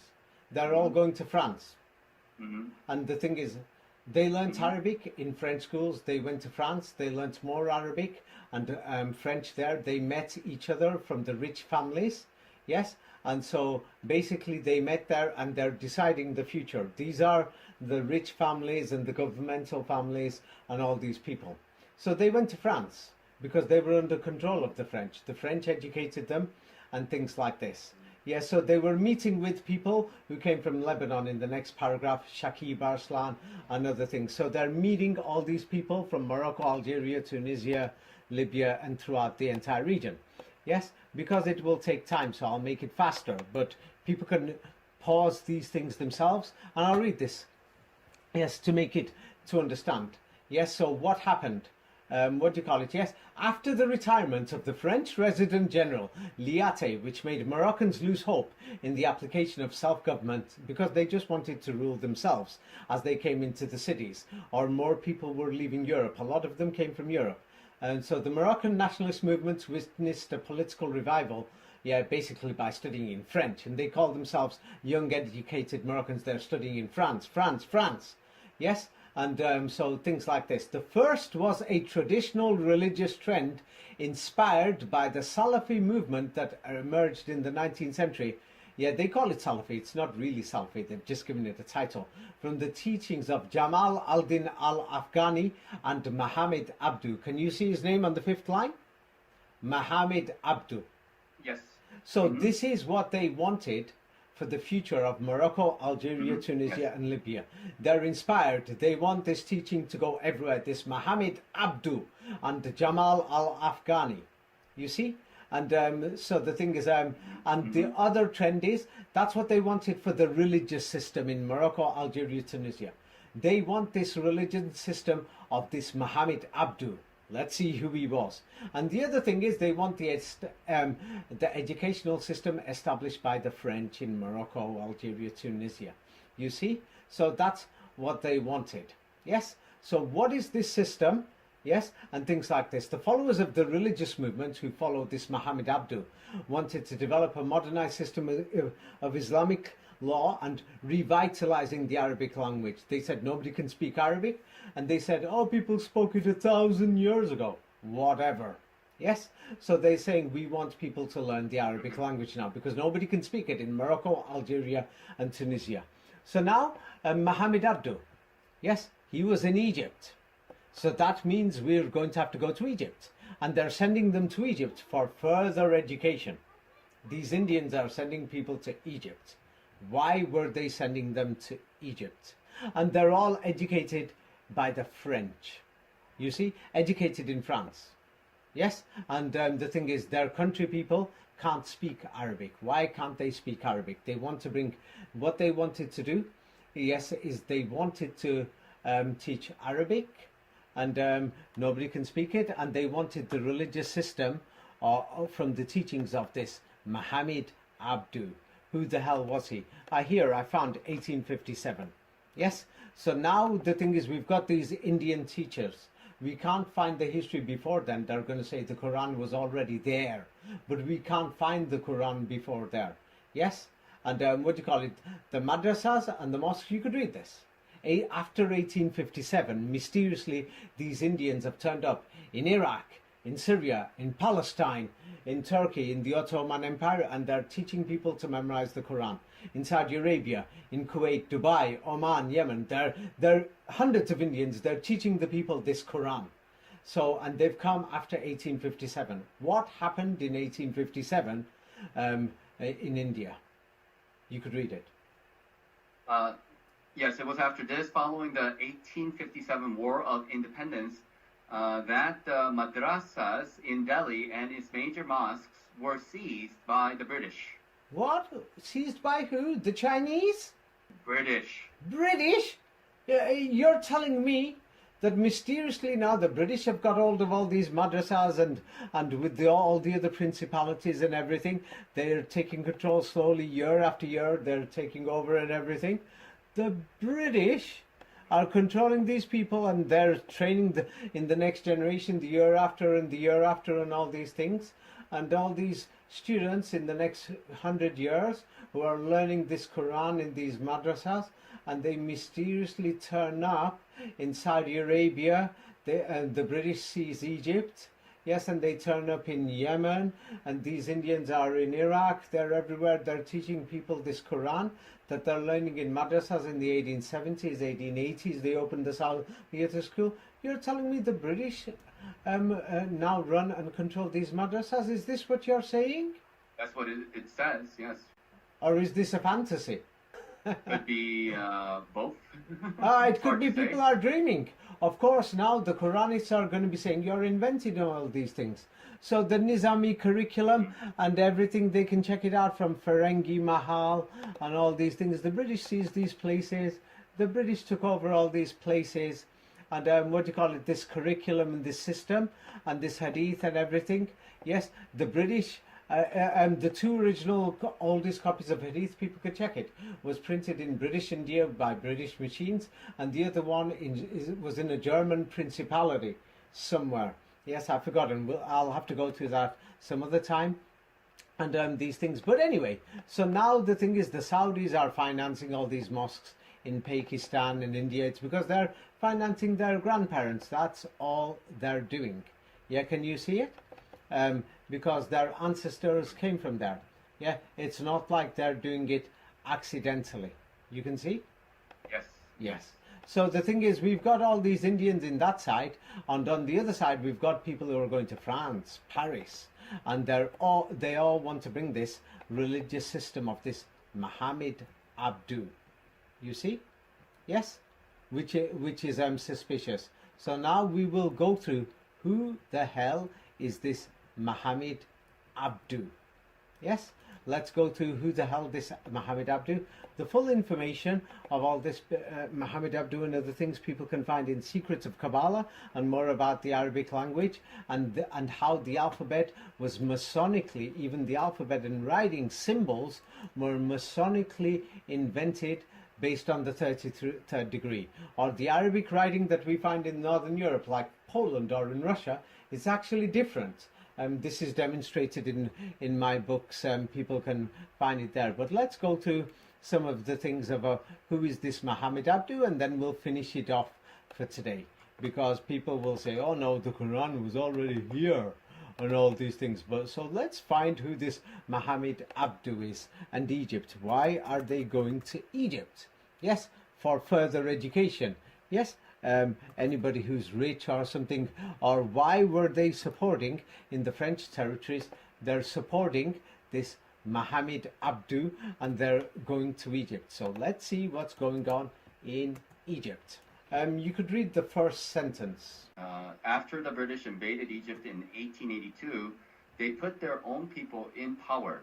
Lord Cromer, a British colonial administrator, made Muhammad Abdu the Grand Mufti of Egypt in 1899. This was the highest Islamic position or the chief legal authority in Islam. Who was Abdu? Abdu was? Abdu was a Masonic Grand Master. He had traveled to Europe and he gave lectures in Oxford, Cambridge, whatever. Oxford and Cambridge were colonial, what do you call it? Yes, colonial centres then for plans and what to do.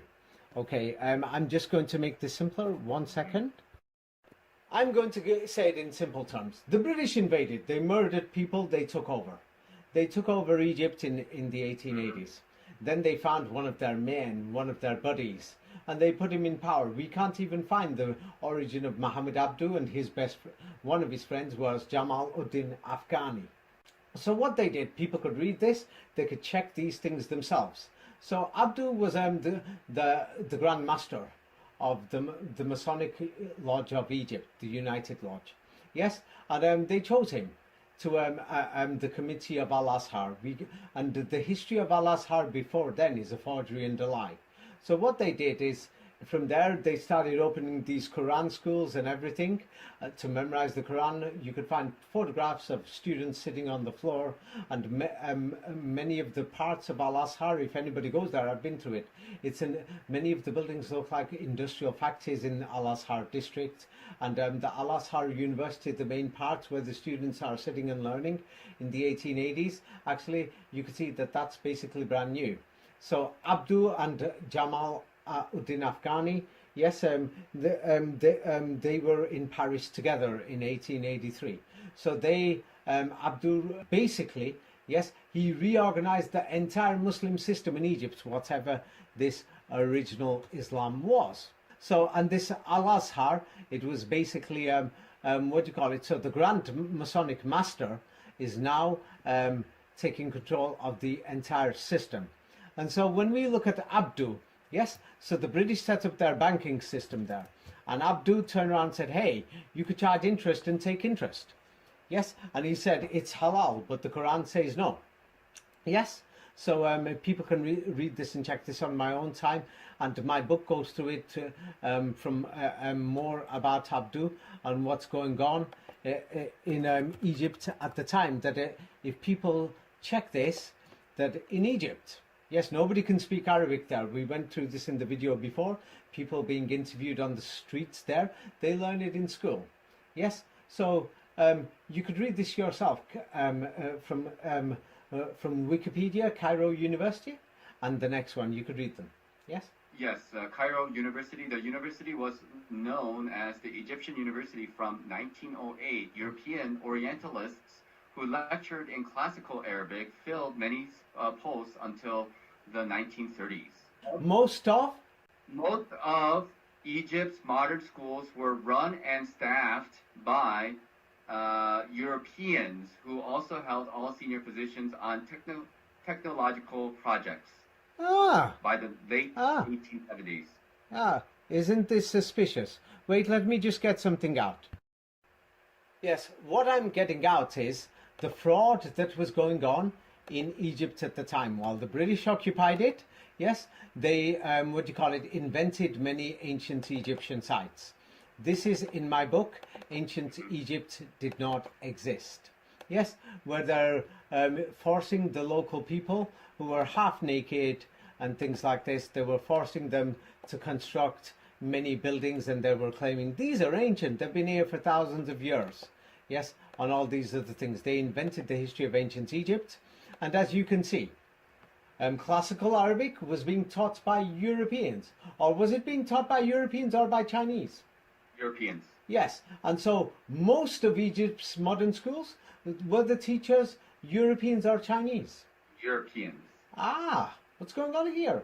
Why were the Europeans teaching classical Arabic? Didn't they know Arabic themselves?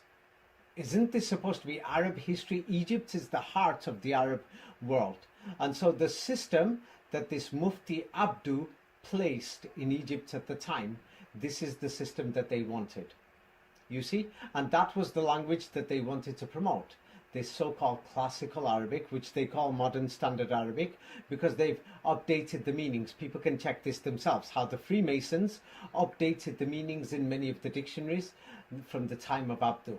Yes? Or the classical Arabic, yes, was being taught by, who is it? From where in the world did they come from? Africa, did you say? These teachers are teaching classical Arabic? Or where? Where did they come from? Europe. Europe! Yes, because the local people didn't know it themselves. So the British invaded, and they put many more hadith books there also, and it took time over the years. More and more people taught it. The British were controlling the entire education system there. They were funding it.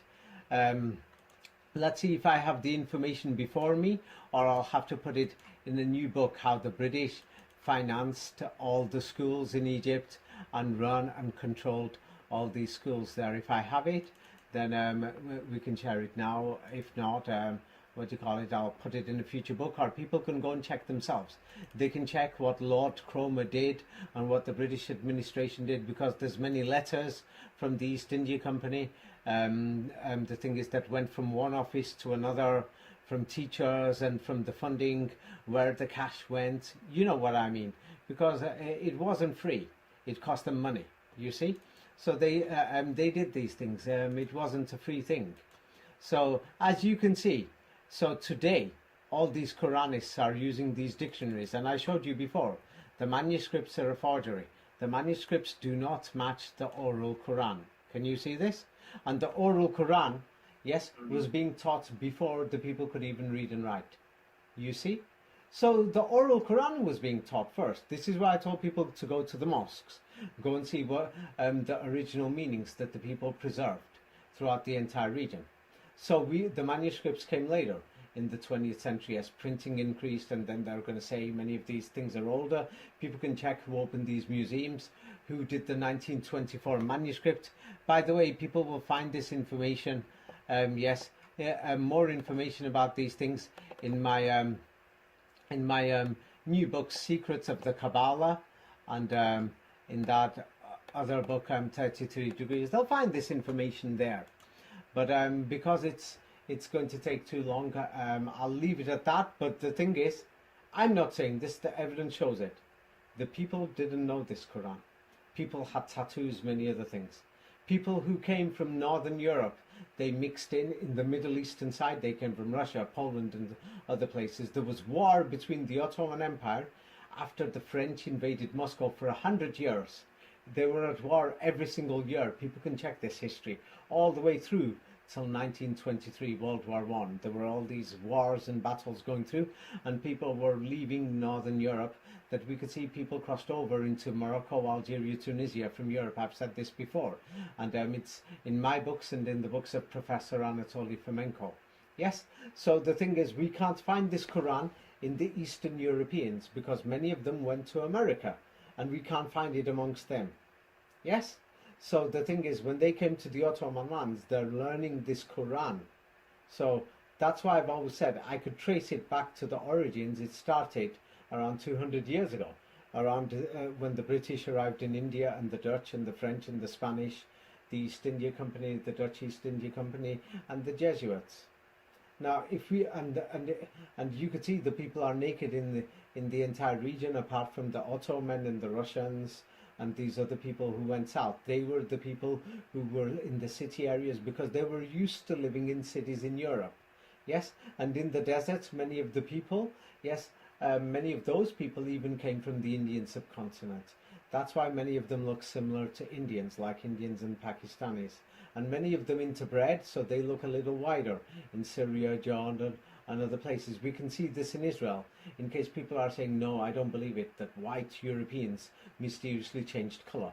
It's only been 50 years. Within 50 years, 1/3 of the white Europeans now look dark in Israel. You saw the photograph yourself in the classroom, yes? You can see it, yes? So the thing is, you know, that's only within 50 years. And we're talking people who migrated in the last 150 years from the 1850s, 60s onwards, who arrived in this territory. They've migrated. Some people still look fully white, yes? So they went to Saudi Arabia, many other places and everything, yes? So the thing is, because millions of people went to Iran, to Central Asia, from Ukraine, from Poland, from Germany, it's millions. It's a history that you can't hide. Same like in America. Many of the local natives are going to say, hey, these people came from Europe. Yes, they interbred.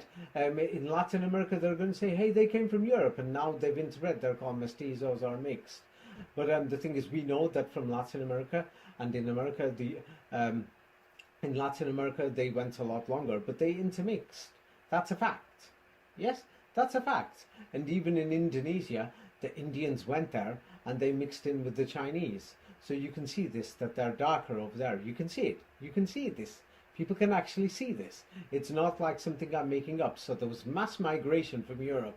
We're talking millions of people on the move. Many of them died on the way. Many of them resettled in North Africa and the Middle East, or that region was half empty, and in many places it was totally empty. There was nothing there. They invented the history. It's in my book, Ancient Egypt is not ancient, and you know, these ancient civilizations didn't exist. Yes. So the thing is, when Flamenco's saying it and when I'm saying it, the evidence is there. We're not just making this up. You can check in the 1930s, 40s and 50s. Saudi Arabia, we can't seem to find that it wasn't even Muslim. So this then leaves the question, who was the Prophet Muhammad?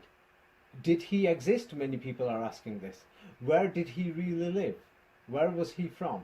Where did this Quran come from? So now, if somebody asked you, if somebody said to you the Quran came from Arabia or the Middle East, what would you say? Yes or no? No, I would not say yes. No. The Quran came did from not come Africa. from the Middle East. The Quran came from Africa. What would you say?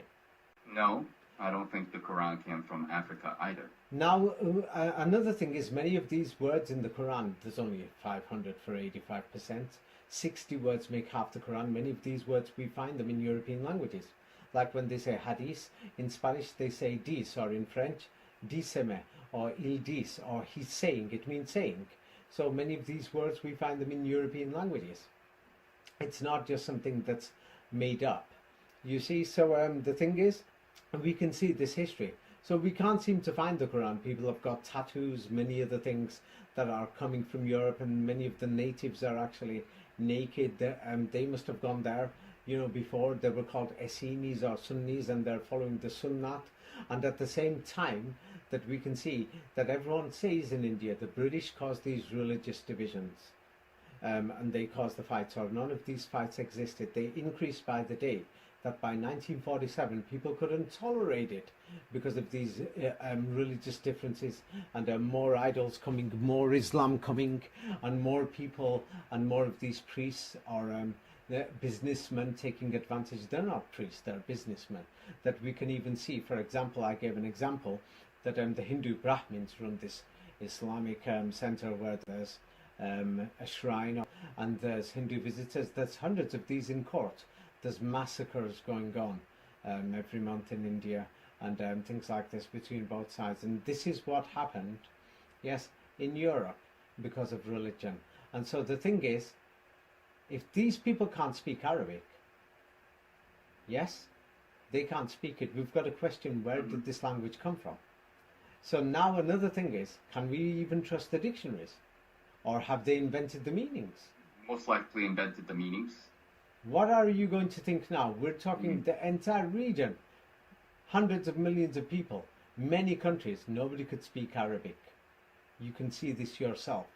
that they're going to France, these colonial schools, and they're coming back and they want to spread this system of Muhammad Abdu and this Arabic language where European teachers are teaching it in Egypt, classical Arabic and other things. And these Arabic books are mysteriously being printed, yes, by European machines. And these hadith books are being printed by European machines. The Europeans are shipping people from the madrasas that the British took over, and the French and these other things that we don't even know what they had before then. We can't even seem to find the Quran anywhere in Saudi Arabia. We're finding naked people. We can't seem to find this oral system before then. Yes, what do you say? Will you trust the dictionaries at all, what anybody's telling you? No. Yeah, a natural person will turn around and think, who wrote these dictionaries? Where did these dictionaries come from? Why were the British sending these people? It's a long topic. I talked about this with Raphael. What do you call it? The Invention of Islam was one video about the madrasas in India, and more in Secrets of Kabbalah and 33 Degrees. And I'm going to write another book on it too, of how the British who are funding these madrasas, they sent their people to Saudi Arabia and everything, and all these other people throughout there. They sent thousands of people. God knows how many it's turned out into now their grandchildren. They had 7, 8, 9 children, everything. They intermarried with many of these North Europeans coming.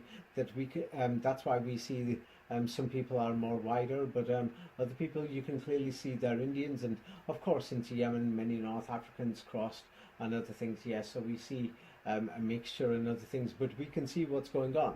Does it look like this current Quran that they're showing us? Does it look like that it came from China, or did it come from the European colonialists, or did it come from Arabia or anywhere in the Middle East? Did it come from anywhere in that region? European colonial. Yeah, and even if somebody wants to say it didn't come from the colonialists, can you find the Quran in the entire Middle East before the Indians brought it after 1857? No. Can't seem to find it. I can't find it. That even and then when we go further west, Morocco, Algeria and Tunisia, that the people will tell you many of their families don't know the Quran, and many of their grandparents, that they only just learnt it, that they will tell you. That's why I told people, go to the mosques, that you'll find the original meanings when they started to first teach it, before they changed the Masonic meanings. But where did they get their first meanings from in the first place? That we can see that many of these books are actually in Europe, these so-called Arabic history books, that they're in Europe and in America. That's where we can find them. That we can find the printed Qurans were only printed in the 17th century. Flamenco says 15th, 16th century, but the 200 years or 100-year Napoleon century, I can't seem to find it. Yes, that they've added on the 100 years, that the 19th century is actually the 18th, that they just added on 100 years and repeated and invented the history. Yes, but so after the colonials took over and these people went to study in England and France, yes, same like Muhammad Abdu went to France and Afghani went to France, and then Abdu was giving lectures in Oxford or whatever. Oxford wasn't a university then.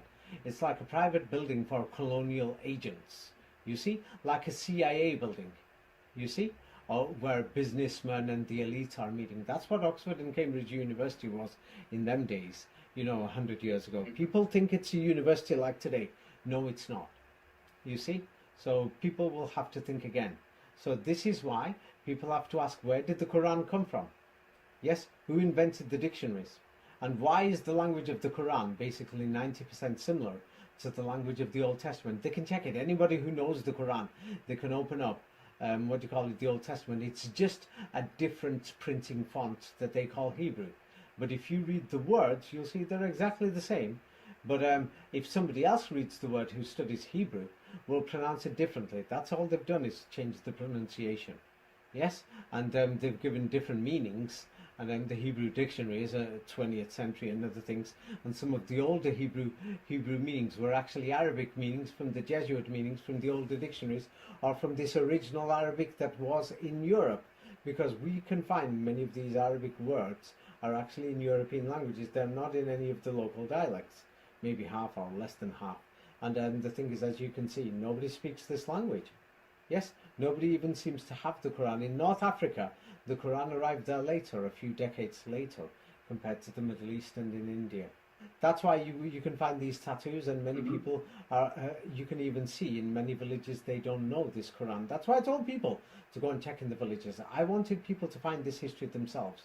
That many Moroccans will tell you, hey, they were teaching our parents how to wash their hands and everything. Yeah, because something happened after the collapse of Moscow and the old world civilization got destroyed. The world went backwards. So we had to teach people how to wash, clean and everything. This is the same thing you can find in the Alliance Israel schools. They're teaching modern Judaism throughout these Alliance Israel schools. They were teaching them how to cook, how to clean. Yes, first how to wash and everything. I'm being serious to you. You will find this history. It's not so long ago, in the 1920s, 1930s, and today they call them Sephardi Jews who went to live in Israel, who are from the Middle Eastern countries, from India, from Pakistan, from Iran, from Baghdad. They went to live in Israel, and they mixed in with the so-called European Jews who came from Poland or Polishstein or Palestine. Yes. 1 second. Yes. So the thing is, I'm from the research. This is not what I'm saying. What does the historical evidence show? Is the oral Quran older than like 200 years? No. Is the oral Quran older than 200 No, it's not. Yeah, I can't seem to find it. So this is what I found in my travels. I've interviewed thousands of people over the many years. And so the thing is, those that learnt it, I traced the origin. And so the thing is, that's why I wasn't being arrogant. I wasn't promoting Sunni Islam. That's why I told people to go to the mosques. It had nothing to do with I hate one group, the Quranists or something. But I basically said, because they didn't want to do it. So basically I found them to be liars, because many of them didn't want to know this history. Because when they know this history, it means Quranism is dead. The colonials wrote the dictionaries. We can't seem to find the Quran in the entire region, throughout the entire Islamic world.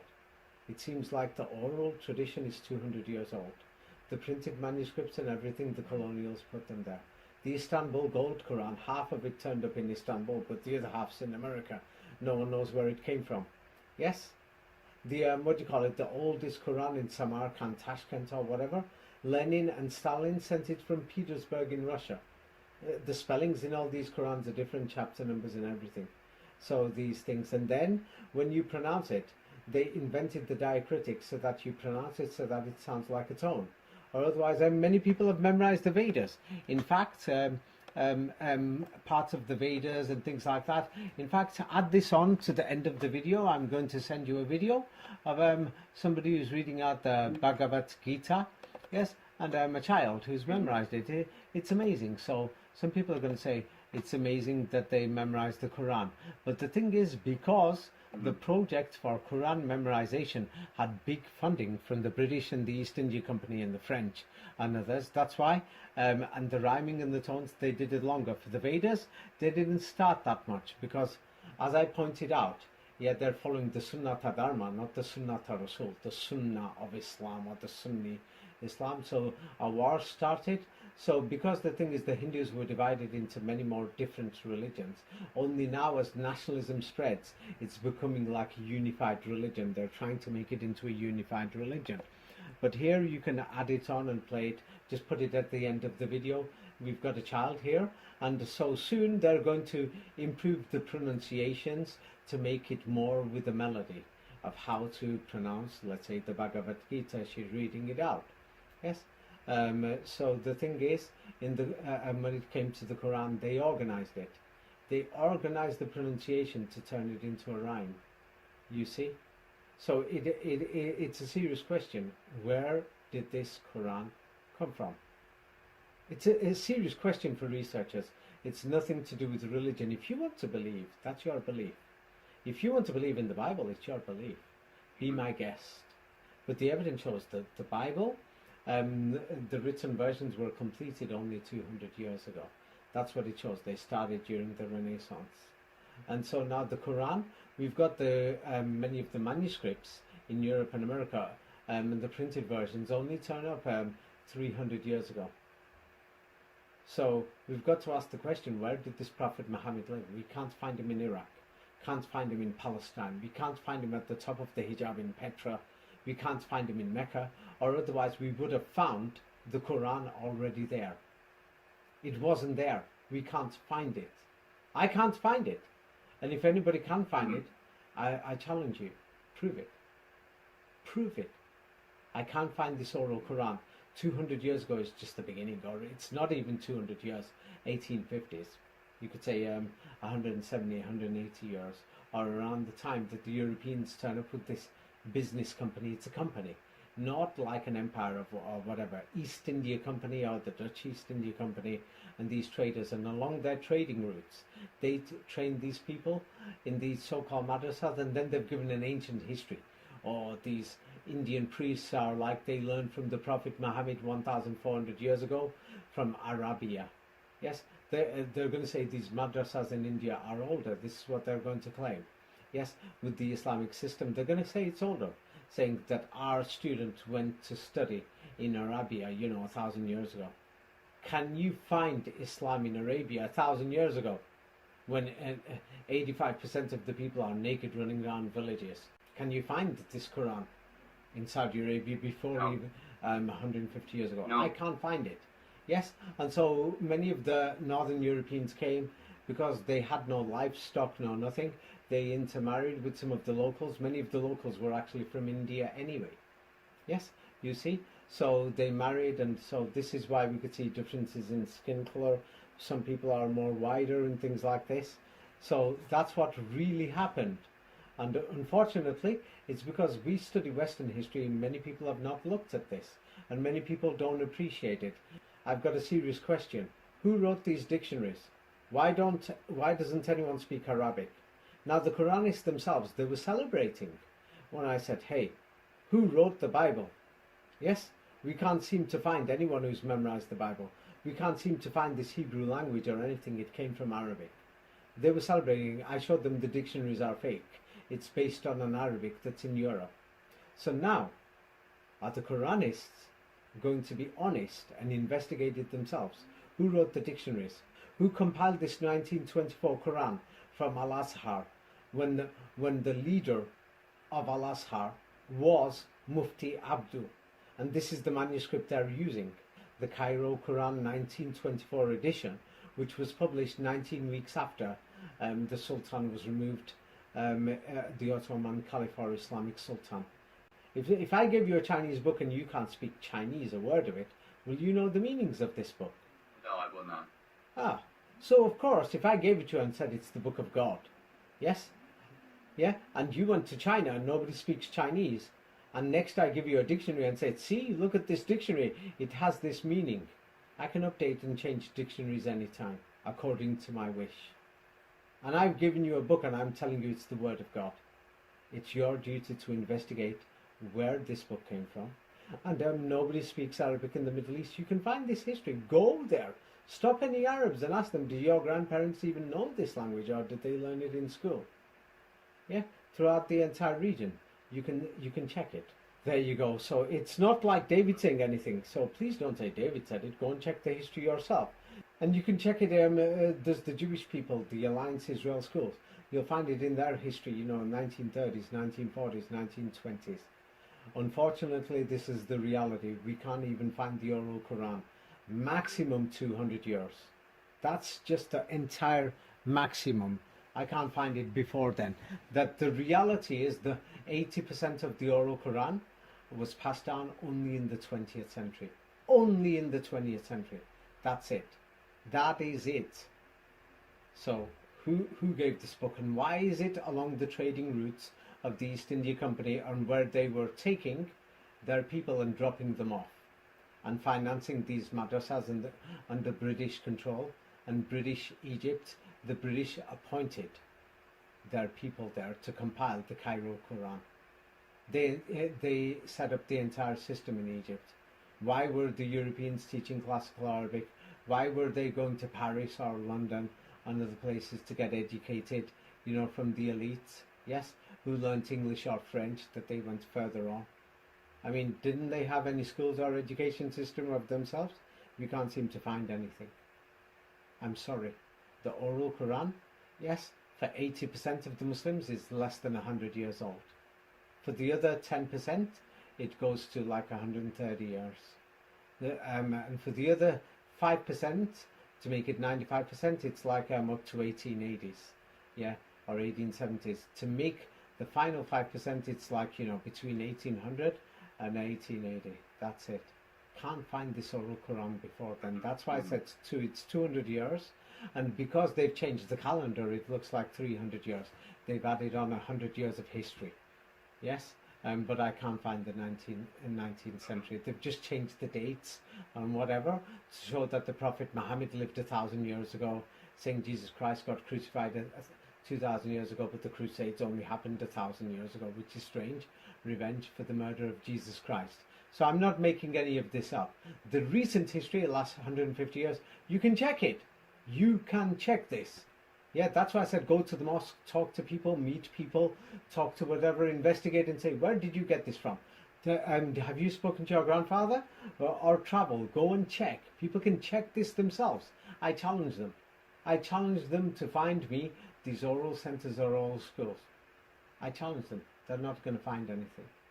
And they're claiming to me that they know these meanings of the word of God or the words of the Quran, that they're saying this, and I've told them the meanings have been updated.